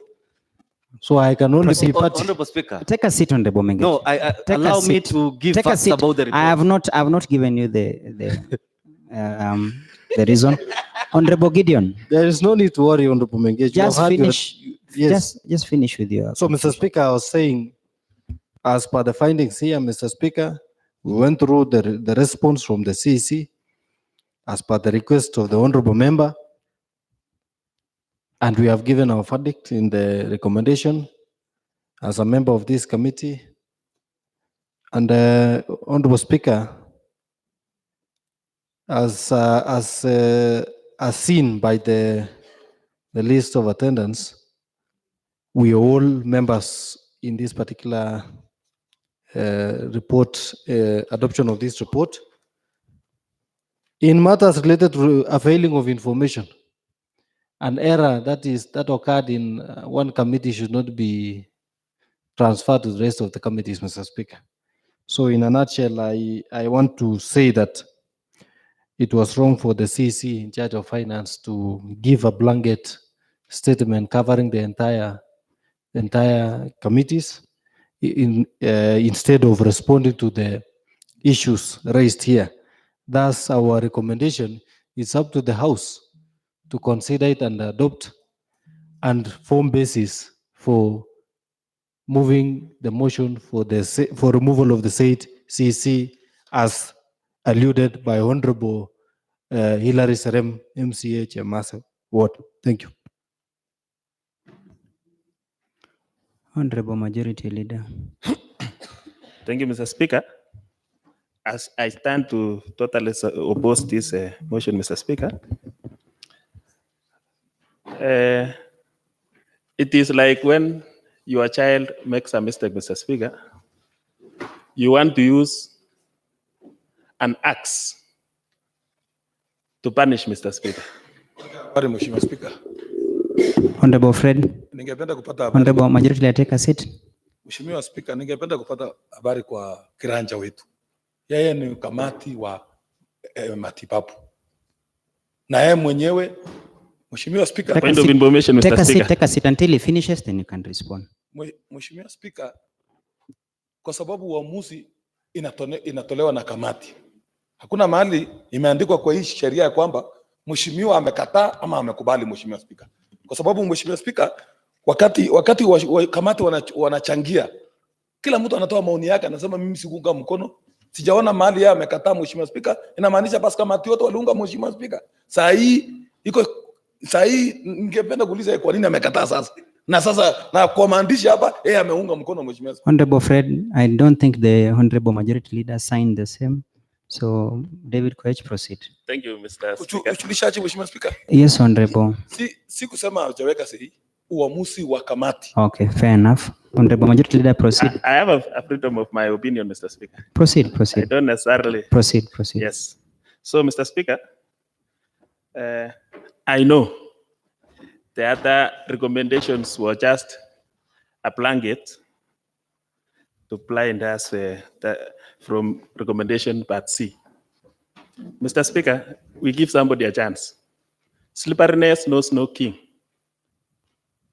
All of us make mistakes. In this mistake that the CC Finance has made, Mr. Speaker, we can warn him for the first time. We warn him the second time, the third time. If he goes ahead to deny whatever has been requested by this House, Mr. Speaker, that one now can amount to removal from office, Mr. Speaker.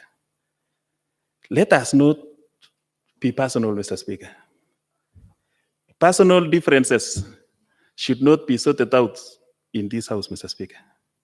We chanting. Honorable Speaker. Honorable Mengech, what point of order are you Yeah. standing? Which point of order? Which point are you standing on? I will seek to get information from the Proceed. leader of majority concerning his statement about we should not get personal.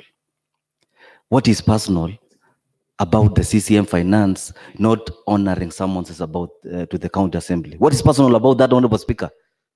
What is personal about not providing documents to the committees of the county assembly? What is personal about disrespecting the county assembly severally? What is personal about that, Honorable Speaker?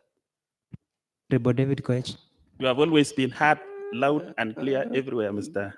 Honorable Member for Lesos, saying you want that seat. Proceed. You don't want that seat. Honorable Koech, take a seat clear. first. Just as you've been saying. I want you to respond also to Honorable Fred. Just take a seat. So- Honorable Fred, take a seat. I want you also to respond once. What is it, Honorable Fred? Ningependa pia nipata habari kwake ya kwamba kwa sababu amesema hii imekuwa ni kibinafsi. Ningependa pia afafanue ni nani, kwa sababu sisi ni wabunge, tuko ndani. Hakuna mtu kutoka nje aseme ni Mheshimiwa Fred ndiye amefanya hiyo mambo, tujue, kwa sababu hakuna haja useme mambo, kwa sababu kulingana na sheria, Mheshimiwa Spika, kulingana na kipengele namba 90 inasema wasi yale unasema lazima uthibitishe, Mheshimiwa Spika. Honorable Majority, proceed. Thank you, Mr. Speaker. Some of the allegations, Mr. Speaker, about the statement seekings. There are so many statements at times that are sought, Mr. Speaker, until it reaches a time even these officers don't get even time to work for our county, Mr. Speaker. I think this issue of statement, when you see the amendment that was brought by the honorable member who was seeking the statement. Honorable Speaker. Take a seat first, Honorable Mengech. Just take a seat. It is about, it's about the statements that is making. Honorable Mengech, just take a seat first. Take a seat. Give me time, Mr. Speaker. Take a seat. I can now learn that from that statement he was seeking, he was heading to where he was seeking amendment, Mr. Speaker. Honorable Speaker. And it is obvious, Mr. Speaker. Honorable Speaker, On what honestly, you point? cannot Wait, allow him to Honorable pursue, Mengech, to address Honorable this issue Mengech, Honorable at a personal Mengech, you level. are out of Protect me, Mr. order. Speaker. Honorable Mengech, take a seat. I just Please need to protect me from the take a honorable seat, member, Mr. Honorable Majority Leader. Take a seat. Take a seat. Honorable Mengech, when you stand, you seek my attention by asking on what point are you standing? Honorable Speaker. You've not moved the house. Point of order.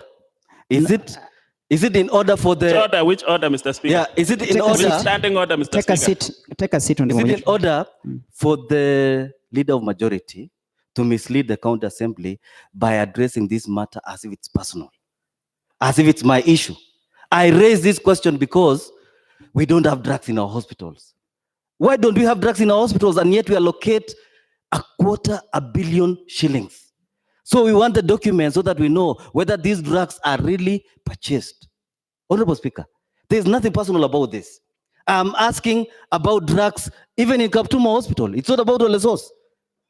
Honorable Speaker, we cannot allow the leader of majority to mislead the county assembly. Take a seat. Finish your submission, Majority Leader. You've already made. I'm finished, Finish. Mr. Proceed. Speaker. You know, Finish, Honorable yeah, Majority thank you, Leader. Mr. Speaker. I'm saying that's why somebody said, let us not be emotional. You cannot be so emotional because you want to remove somebody. You can still, you can do. Finish your submission. Something. Take a seat, Honorable Fred. Just take a seat. Ulishaji, Mheshimiwa Speaker. Take a seat, Honorable Fred, first. Just take a seat first. Another thing, Mr. Speaker, about there were those allegations of about the payment of contractors, Mr. Speaker. When you check about payment of contractors in this government, Mr. Speaker, it is better off than even the other government, Mr. Speaker. Those people who have not been paid, like for example, for RMLF, they are those ones who have not completed the work. At times, Mr. Speaker, because sometimes there is a time I went there to find out why at times there are delays in payments, for example. And they said, you make a requisition of 400 million, you are given 150 million. The same person is the same person who is supposed to answer, Mr. Speaker. People on the ground will not be able to understand that when requisition was made, the amount of money that was requested is not the same amount of money that was released by the national government, Mr. Speaker. Ulishaji, Mheshimiwa Speaker. Honorable Fred. Mheshimiwa Speaker, ningependa kujulisha rafiki yangu kinara kiranja wangu ya kwamba hauwezi enda kwenda kuomba pesa kama hujapeleka ile barabara imekuwa tayari. Ile ijaisha uendi kuchukua pesa ya hiyo, kwa sababu ukienda control the budget watakupatia pesa kwa ile imeisha. Sasa wewe ukitudanganya ya kwamba ati unaenda requisition unapewa pesa ngapi, hiyo ni uongo, Mheshimiwa Speaker. Money for incomplete Honorable work, Mr. Speaker. Majority Leader, kindly conclude. Yeah, I'm finishing, Mr. Speaker. So, according to me, Mr. Speaker, from my personal point of view, I find it as excessive punishment. I totally oppose. Honorable January Askari. Thank you, Mr. Speaker. I stand to totally oppose this motion. Reason is when you realize that all the pressure of all departments lies on the hands of CCM CPL Lagat, that is the CCM Finance. Pressure from agriculture finally lands in his office. Pressure from infrastructure, roads, lies in his office. There is also some issues in treasury where the funds are not released in time. Funds also are not released as requested. And you find out that there is some of the contractors who are actually, there are few who are not getting the payment after requisitions. Also, when it comes to the pending bills, as said by Honorable Mengech, the member for Lesos, we are the problem. No, we are not the problem. The problem is the control of the budget. We were changing the mode of tender by introducing the policy of giving money to committees. But finally, we realized that the controller of budget refused, and that made us to come back again to drawing board and introduce the float the tenders and requests for the RFQs. That is what made actually the CCM finance to that what increased our bending bill. Otherwise, see, this is also a warning. Any public document actually is needed when requested.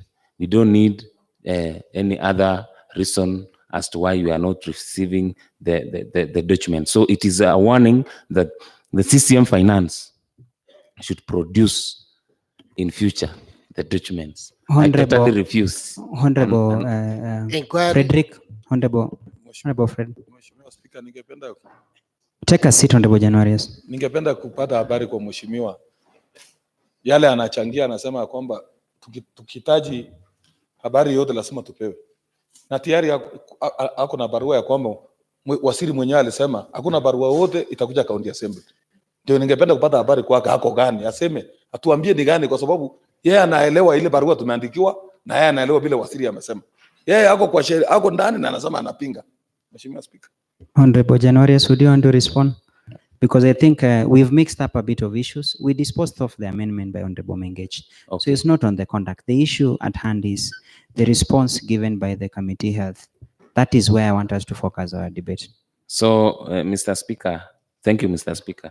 I totally oppose, as I've already explained, Mr. Speaker. Thank you. Honorable Terry. Thank you, Honorable Speaker. I rise to support this report by the Committee on Health on the recommendations they made due to the fact that as an oversight team from this county assembly, there is no way we can help our electorate to oversight the executive without us having a look at the documents. We approve the budget, and there is no way we will know whether our approval, whether the money we approve has been used if we cannot be able to scrutinize the documents, Honorable Speaker. So by virtue of this oversight house in fulfilling our mandate, there's no way the CCM Finance can fail to give us the documentations. And the workload that he is facing is because he has failed to decentralize and respect the respective procurement teams in the departments. Before I came to this house, first of all, I'm an electorate. I do elect my MCA, my MP, my governor to represent and work for me. It's by, and I did that. I know most of you, the 30 of you voted for yourselves, but I voted for my MCA. And lucky enough, I was able to be nominated to come to this house. And I'm sure that the people I elected to come and represent me, they have all the weapons.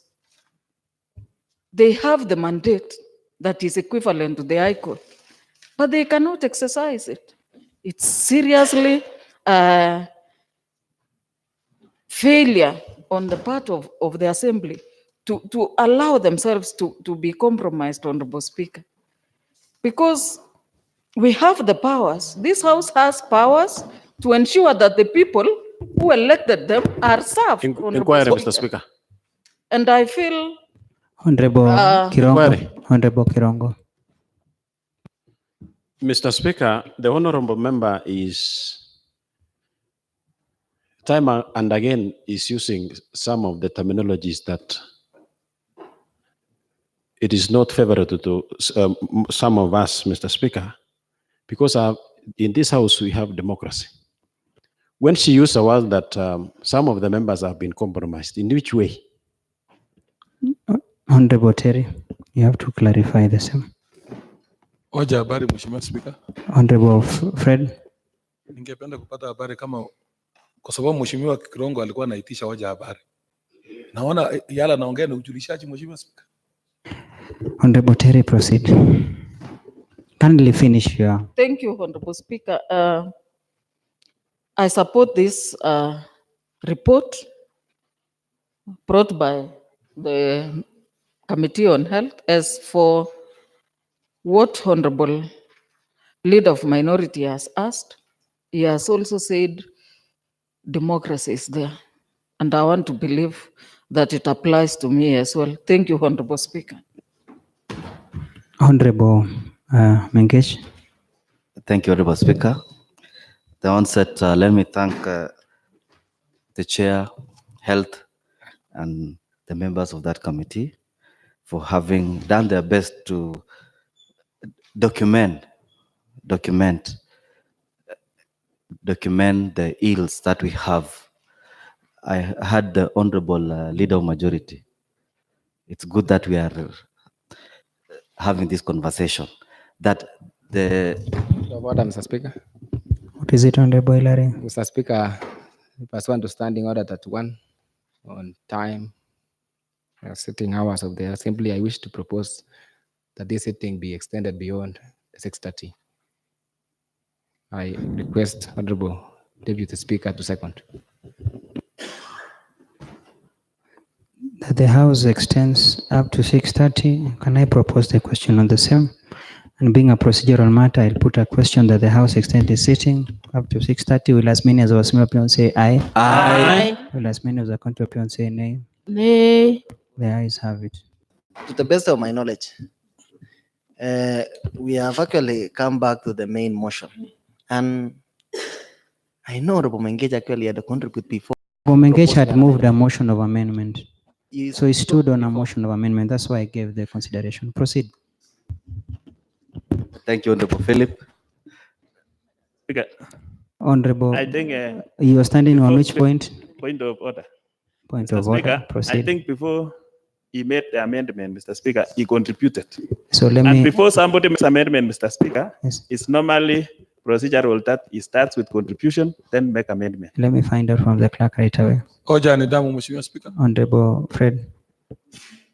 Kipengele namba 82 Mheshimiwa inasema wakati mheshimiwa yote anasimama kwa hoja fulani lazima ataje kipengele. Mheshimiwa Spika, kila mara nimetaja hiyo sheria na hakuna siku umetoa uamuzi, Mheshimiwa Spika.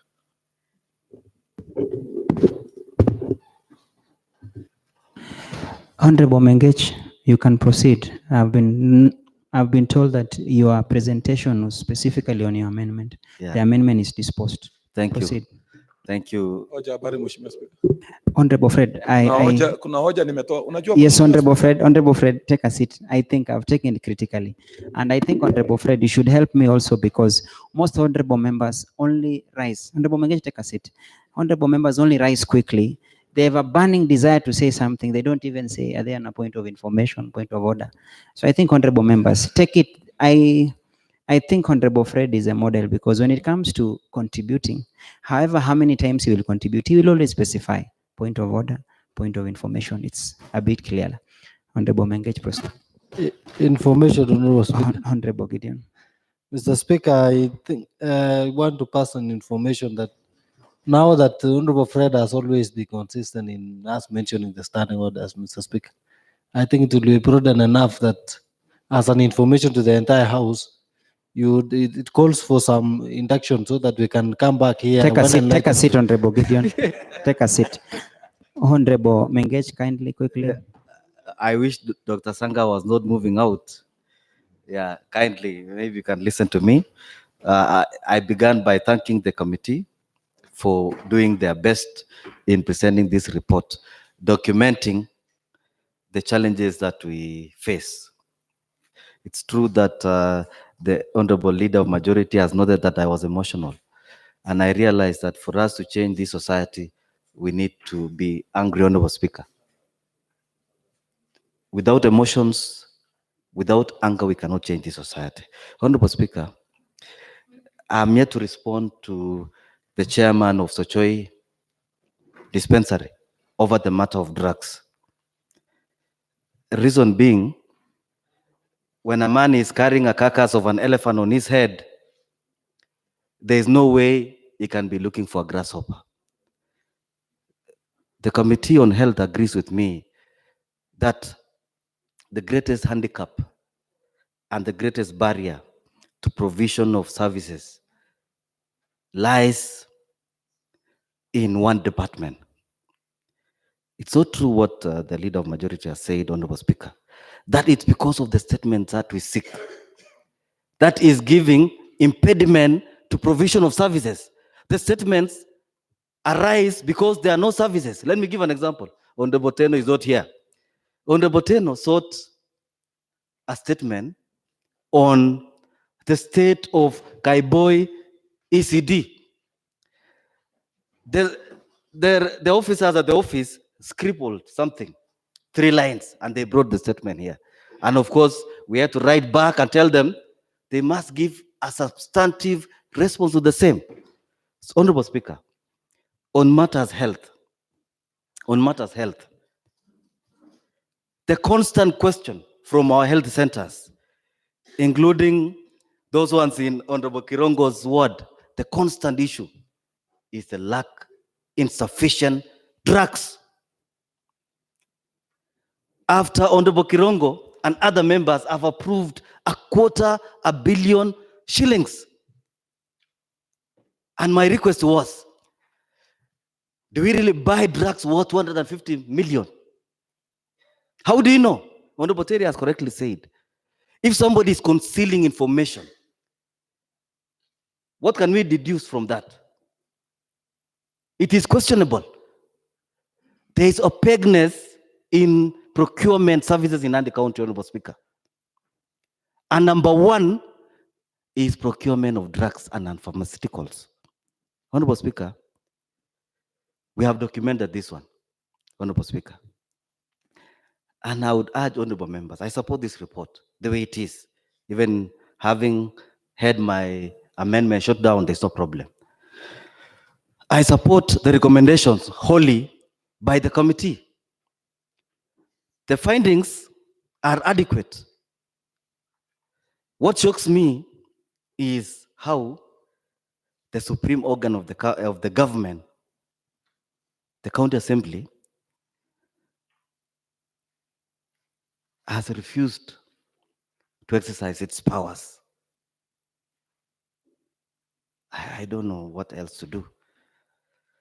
The County Assembly, the decision not to produce documents to County Assembly is illegal, not well informed, and misguided. Honorable Speaker, Article 195 of the Constitution and Section 22(1) is very clear. Maybe you should remind members that you can only equate the County Assembly of Nandi to the High Court in Eldoret. Decisions that we make, the powers that we have, I don't know. I don't know what we should do with the powers. I don't know, Honorable Speaker. But from today, I know honorable members will approve and adopt this report. We shall find ways, other ways. But from this report, I'll know the friends of the people of Nandi County, the friends of people of Kapkangani, the friends of people of Kaptumo, Kaboi, the friends of the people of Ndalat, where I went for budget. They will know. Of course, we have known the friends of the people of Terik. Having evidence that I was in Kapkerer, having told the people of Kapkerer that they were receiving something they are not going to receive. The same way, what should I tell the people of Sochoi, Koilot, when they don't receive drugs? Have I performed my role as oversight authority? Have I played my role? I have done my part. And as pilot did, I have cleaned my hands, Honorable Speaker. Thank you. Honorable comment. Thank you, Honorable Speaker. I stand to totally support the report. But our main query is,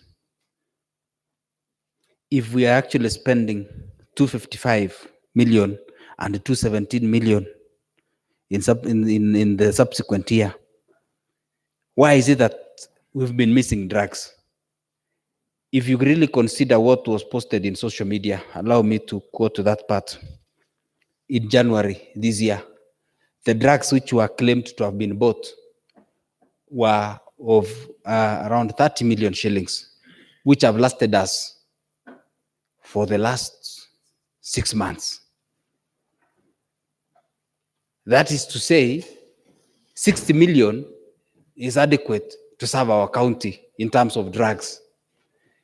Where does this 217 million figure come from? These are illegalities, and I would actually say that out of the CCM finance being not able to provide adequate infrastructure in terms of resources, we've actually had idle staff everywhere in our county, and they are not serving the interest of the voters, and they are just earning salaries. And it is actually very unfair for our electorates that we continue giving them raw deal in services as far as this report is concerned. So therefore, I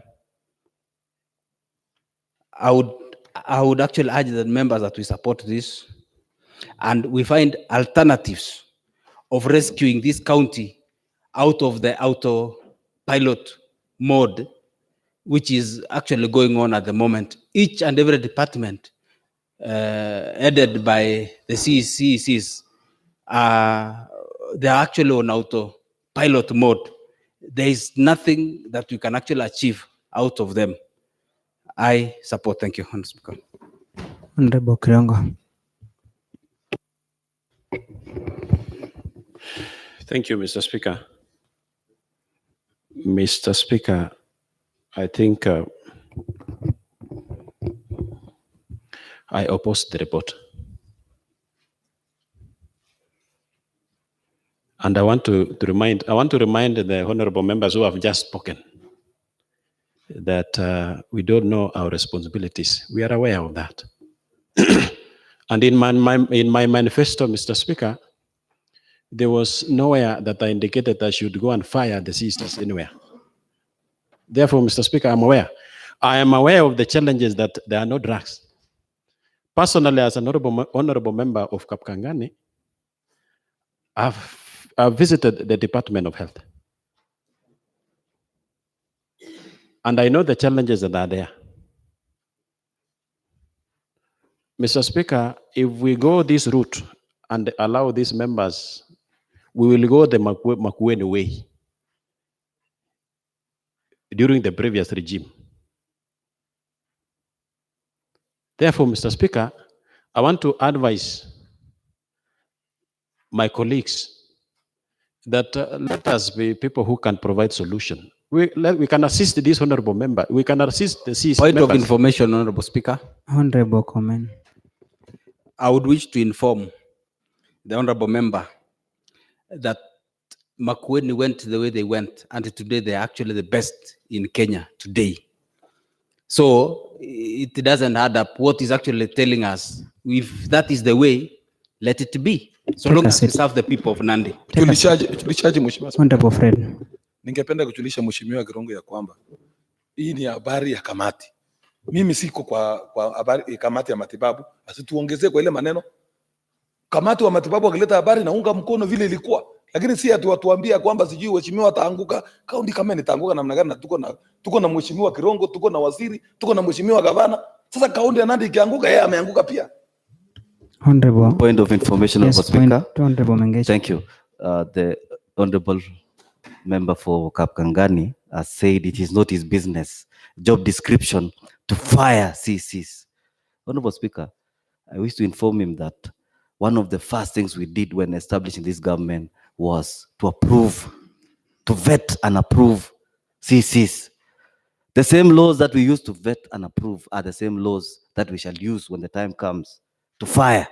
And that is our business, that's our mandate as a county assembly. Honorable members, I want Honorable Kirongo, before you come, don't lose sight of the discussion before this house, and I want the house to take it very critically.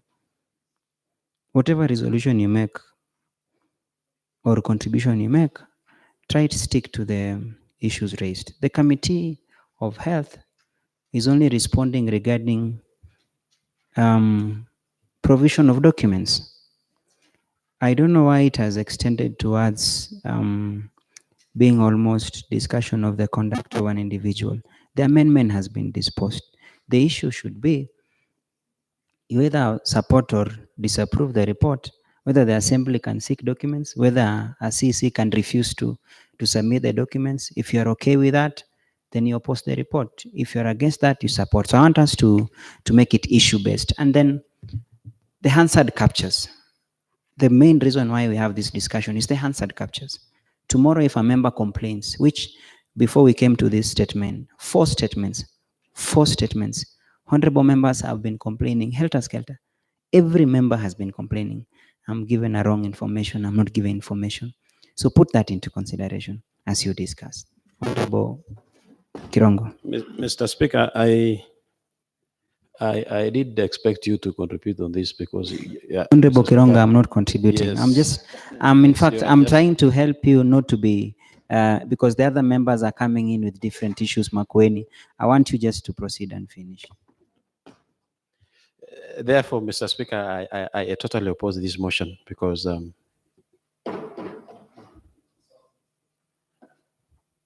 yes, I oppose it. I oppose this motion.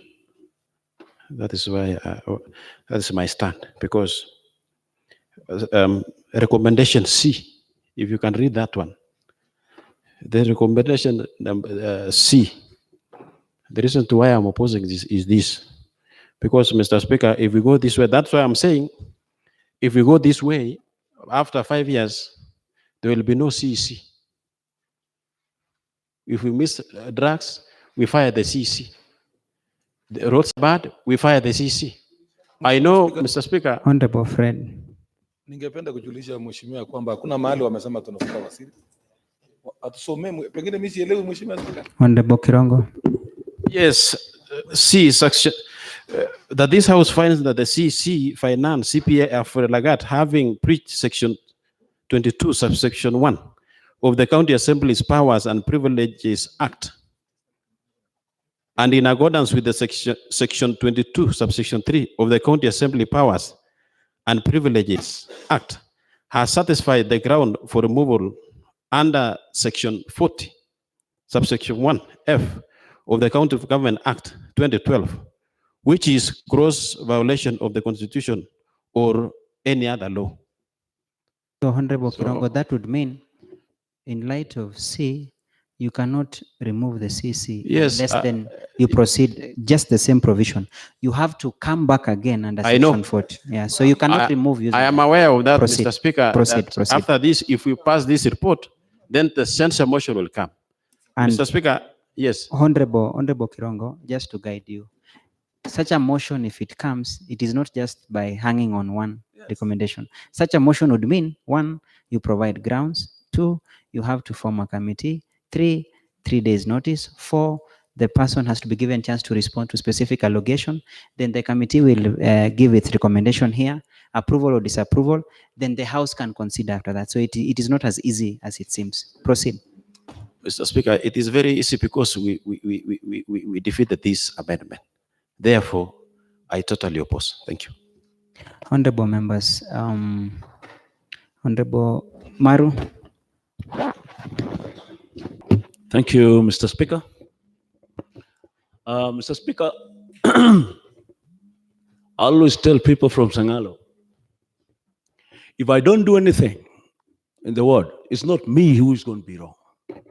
It's them who are wrong. They did not charge before they elected me. So the same, this house, all of us were here to put in the CEC finance. So if there's any mess, it's we who are in the mess. So please, if there's any mess, it's we who are in the mess. So for now, the CEC is not wrong. So I oppose this motion. It's you who was wrong if you feel it's wrong. Honorable Teno.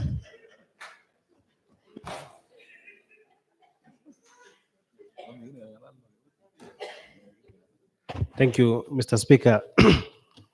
Mr. Speaker, I also raise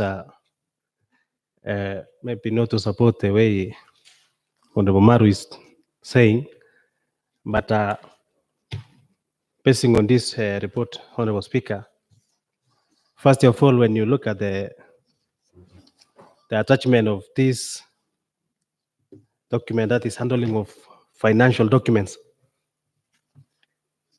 Mr. Speaker, I think this document was intended to solely to committee of ad hoc, which is led by Honorable Mengech, because it is in that committee that we requested for some documents.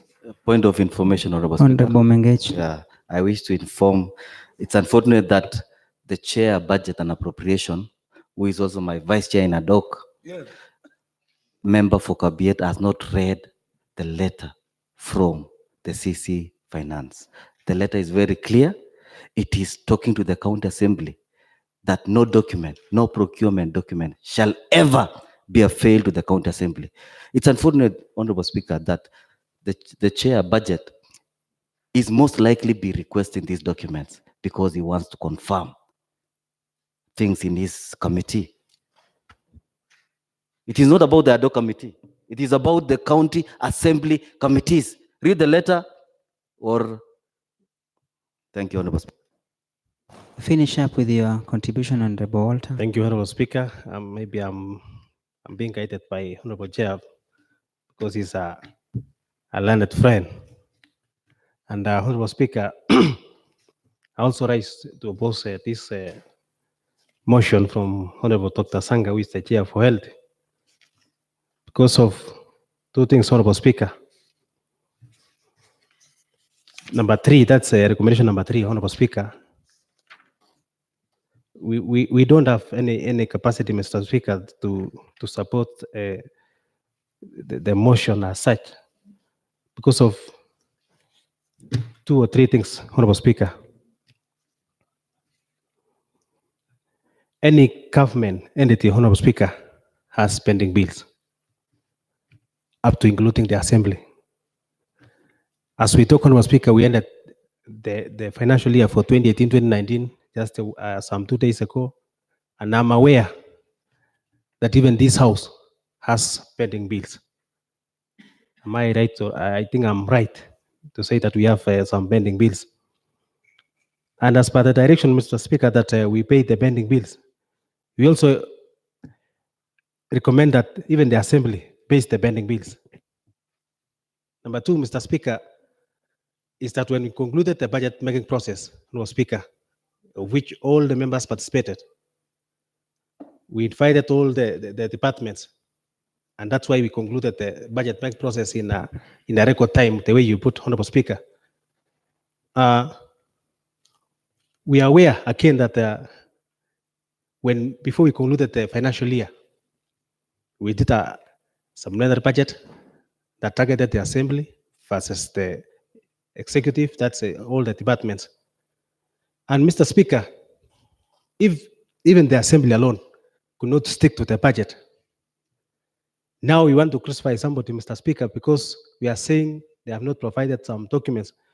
We haven't been provided the documents as to why the assembly could not avail the document to show that why are we lacking the money. Up to now, Honorable Speaker, some people are lacking salary here because of the improper budget of the assembly. And we have... Honorable Speaker, point of order. Honorable Mengech. Is the Honorable Chair of Budget in order to bring in an issue which is not at hand, comparing the executive budget to the county assembly? If he has an issue with the budget of and the finances of the county assembly, then why doesn't he bring a motion? Why don't you place the facts on the table so that we can discuss that matter conclusively? Why should he bring that matter now?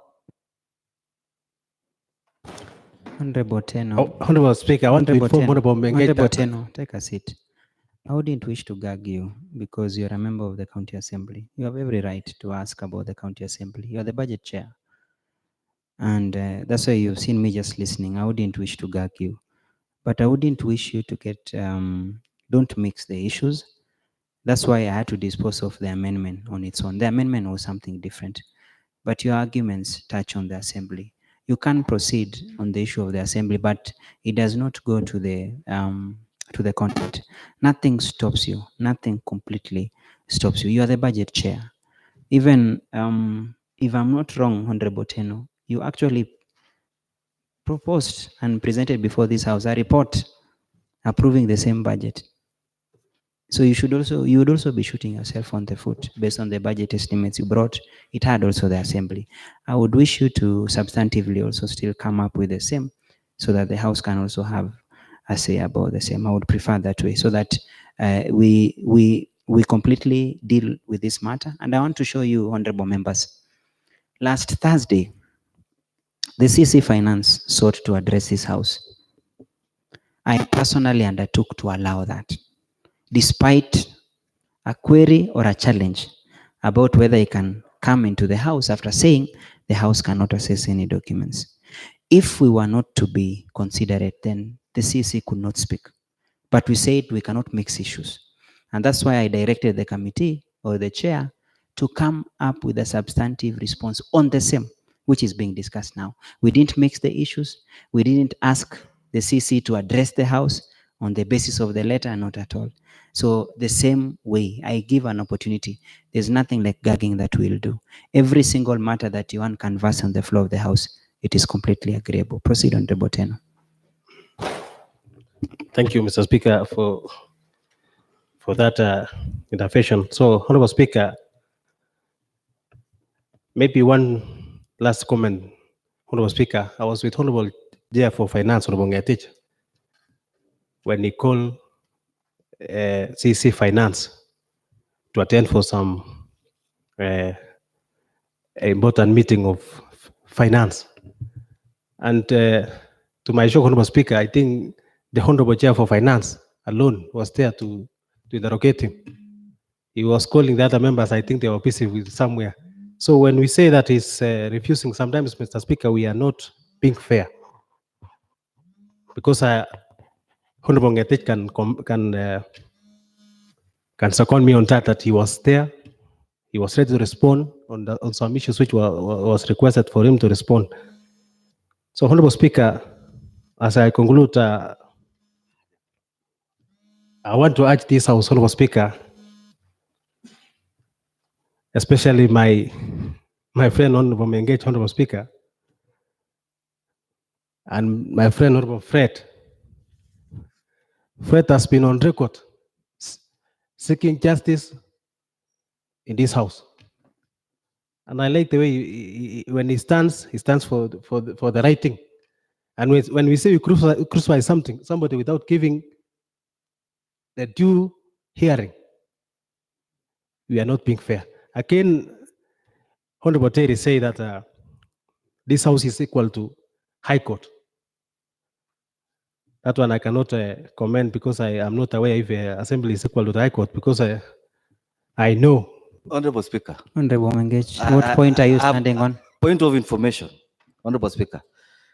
It is shocking that the chair, budget and appropriation, is not aware of the Constitution. Can you kindly? Honorable Mengage, you don't have to go to the Constitution. I can guide the Honorable Member. Yes.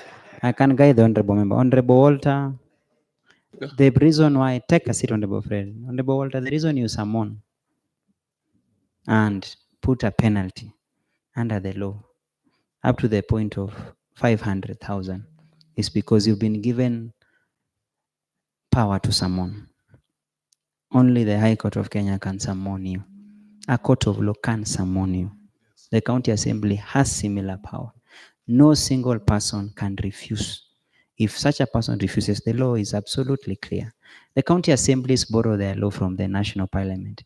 I'm sure some of you honorable members would want to be honorable MPs at some point.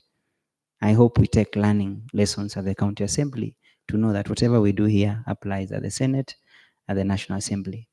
The governor Kakamega, Honorable Wycliffe Oparanya, His Excellency, refused to appear before the Senate. He was fined 500,000 and was given 2 weeks to pay and appear.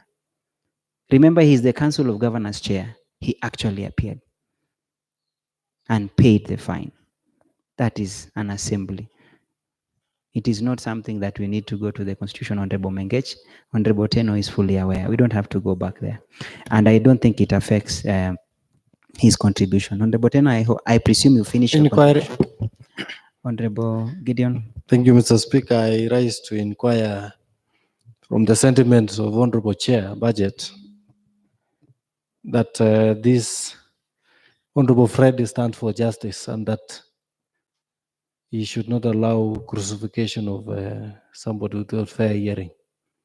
Would you be fair enough to give us information to the effect that the motion that we at hand speaks to what kind of outcome? Does it amount to crucifixion of the CC finance, or inform the House to the aspects pertaining this particular report? Take a seat, Honorable Gideon. Honorable Kirongo, the minority leader, had almost accused the Speaker of participating in the debate. Honorable Kirongo, you are sure if I participate, I'll be very factual and to the point. I can only guide the House and give information, because when a motion comes before my table, I approve. You can see that all of them I approve. By the time I approve, I consider whether it meets the threshold. Importantly, I consider the implication. For example, if the committee chair, Honorable Dr. Sanga, had sought for the impeachment of the CC, I would have rejected the motion and referred the committee to section 40.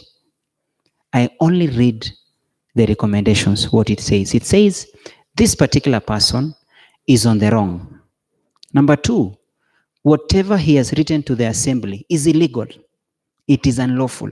Anyone can go to court and get that order. Then lastly, the last recommendation the Honorable member as well as the committee sought, if I may read, because I think that is where the bone of contention is. It talks about the following. It says, Inquiry, Honorable Speaker. Take a seat, I haven't finished, Honorable Deputy Speaker. That this House finds the CC Finance CPA Alfred Lagat having breached Section 22 of the County Assembly Powers and Privileges Act, and in accordance with Section 22(3) of the County Assembly Powers and Privileges Act, has satisfied the grounds for removal under Section 40 of the County Government Act, which is gross violation of the Constitution. So, recommendation number C, in order for members to have information, tells you, now that this person is in breach, what does the law say? The law say, if you are in breach, gross violation, that is a wrong, that is an illegality, then if a member seeks to take an action, if the House seeks to take an action, Section 40 applies. Section 40 gives a whole load of procedure. One thing, members, you need to know, and which I notice we confuse, when we had a report by the Education Committee talking about vote of no confidence in the CC, there was a complete difference with a vote of impeachment. Why? A vote of no confidence is basically the House says, we have no confidence in this person to execute the mandate, and then direct the person with the mandate, in this case the employer, being His Excellency the Governor, to act. That was what we did for education report. It never spoke about impeachment. And you could see the public kept saying the assembly has impeached. We never impeached. And I think we were vindicated. If you impeach, a person has a recourse. He or she can sue the body that purports to impeach, and then we can go to court over the same. That did not happen. On this particular matter, the recommendation only says this particular person is on the wrong. This particular person cannot deny the assembly their documents. And then ultimately, because of the same, recommendation number C explains to the honorable members, therefore, that if in case anyone would be interested to propose for the removal of the CC, then you are at liberty. But for that to happen, a whole procedure, which I think if called upon, I can be able to disseminate to members the entire procedure under Section 40. But now that the motion does not talk about impeachment or does not invoke the execution of Section 40, possibly the amendment motion by the Mengech was far-reaching compared to the motion we have here. That is a difference. Now that we have disposed of the amendment motion, the committee would have just pronounced itself that let it be known the CC was on the wrong. It ends there. Honorable Fred, you're on a point of information. Ningependa kuchulisha kiranja wangu wa bajeti ya kwamba yale amesema, nasema mimi sisimamii ukweli, Mheshimiwa Spika. ningependa kuchulisha ya kwamba ni yeye ndiye amelete bajeti hapa, tutoe pesa milioni 128 tupeleke Kwale kwa mawaziri, mpaka sasa haijapatikana. Mheshimiwa Spika, ni yeye na waziri. Take a seat. Ningependa kuambia yeye nafuata hiyo haki. Take a seat. Take a seat, Honorable. Honorable Philip, what are you standing on? You want to contribute? Yes. No. Okay. You are on point over. Before contribution, Honorable Speaker, I need your guidance for the recommendations. Basically, B and C don't even qualify for recommendations. They are just findings. The first one is a recommendation because they are recommending the CCM health, to take charge. But for B and C, it's a finding. They are not recommendations. Fair enough, Honorable Philip Chepkwony. Thank you, Honorable Speaker. You should be the last presenter, so be very brief. Thank you, Honorable Speaker. Point of information, Honorable Speaker. Honorable. I think I had not concluded it. They were on point of information, Honorable Speaker. Oh, you hadn't finished. Quickly Yes. finish because I need to put a question. Thank you, quickly. Honorable We Speaker. finish, we go. Honorable Speaker, maybe through your guidance, and I've listened keenly, Honorable Speaker, the reason why I was saying maybe the assembly, that maybe Honorable Menget will also guide me after this one, because we were on record in NATO committee calling Director for Roads, Kemei, to attend to the NATO committee. And by chance, we heard that he had gone to court, that is a lower court, to seek that he was not attending the ATO committee because he was being tried elsewhere. So he could not attend the assembly. Yet he went to the lower court. That is actually the magistrate court. Number two, Honorable Speaker, Valentine Juma did not attend ATO committee because she also said she was attending another court in a lower court, and which is not equivalent to high court, which we are stating that the assembly is equivalent to high court. Honorable Speaker, maybe you will guide us on that one so that we may know really the powers of the assembly. Honorable Walter, when it comes to court orders, we respect court orders. It doesn't matter which court it came from. We respect. If a magistrate's court issues an order, we respect. Proceed. Thank you, Honorable Speaker. Otherwise, Honorable Speaker, I wish to say that I will post this motion so that we are Honorable Dr. Sanga again with the team of health can come up with clear recommendations, Honorable Speaker, especially on the issue of trucks, which actually we need the trucks in our dispensaries. And by virtue that we budgeted enough money for trucks that amounts to 200 and something million, Honorable Speaker, we are saying that they should guide us on the system of ensuring that. Point of inquiry. Honorable Terry. How else does the honorable member who is talking about provision of drugs expect the Committee on Health to bring a recommendation when he's talking about having budgeted all the money and there are no drugs? I think he should be saying, I support this report so that the amounts can be known where the drugs have gone to. Thank you, Honorable Speaker. I think Honorable Teno, I'm sure you've exhausted. In the interest of time, Honorable Chepkwony should be the last presenter. Thank you, Honorable Speaker. I want to associate myself with the recommendation number C, which we have said, Honorable Speaker, that the county assembly is equivalent of High Court. And you know, Honorable Speaker, as a government, we need to obey the court orders. Recommendation, Honorable Speaker, is clear. I think this is recommendation. It is not an information, Honorable Speaker. Recommendation is that you need to act on this. So the recommendation is, in accordance with the section 22(3) of the County Assembly's Powers and Privileges Act, as qualified the Crown for removal under the section 41F of the County Government 2012. Honorable Speaker, it talks about that he has qualified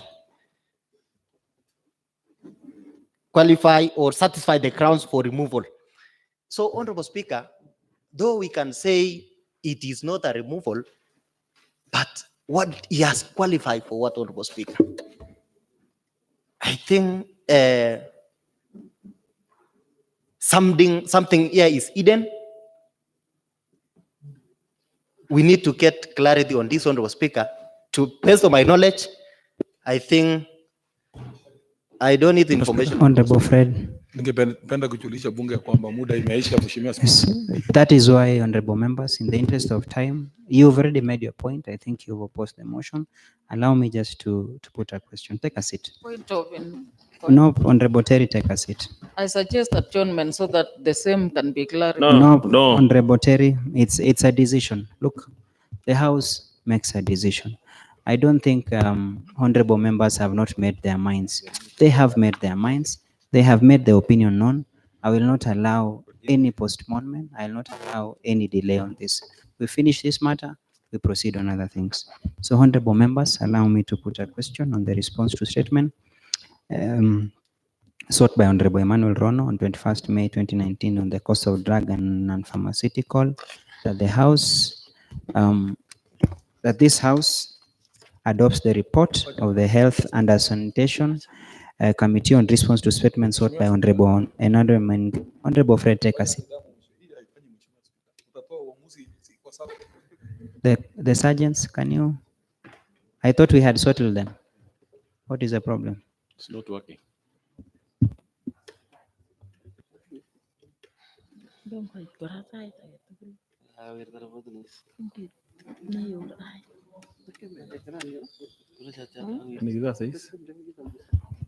Can the sergeant sort right away?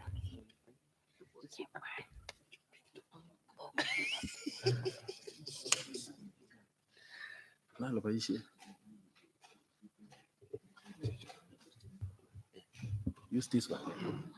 Can we put all of them off and then?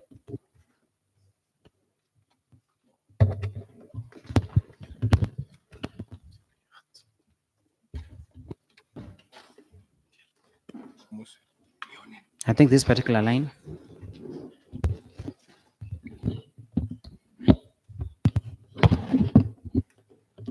Honorable members, I'm sure you'll be audible enough, just as we did in the first one. So I wish to put a question that the House adopts the report of the Health and Sanitation Committee on response to statements sought by Honorable Manuel Mengech on 21st May 2019 on the cost of drugs and non-pharmaceutical laid on the table of the House on 25th June 2019. Will as many as our similar opinion say aye? Aye. Will as many as our country opinion say nay? Nay. Then the nays have it.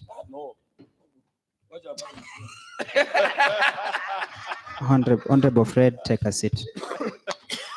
Honorable Mengech, take a seat. Honorable Fred, take a seat. Next order. Order number 9, adjournment. The House adjourn until the next session.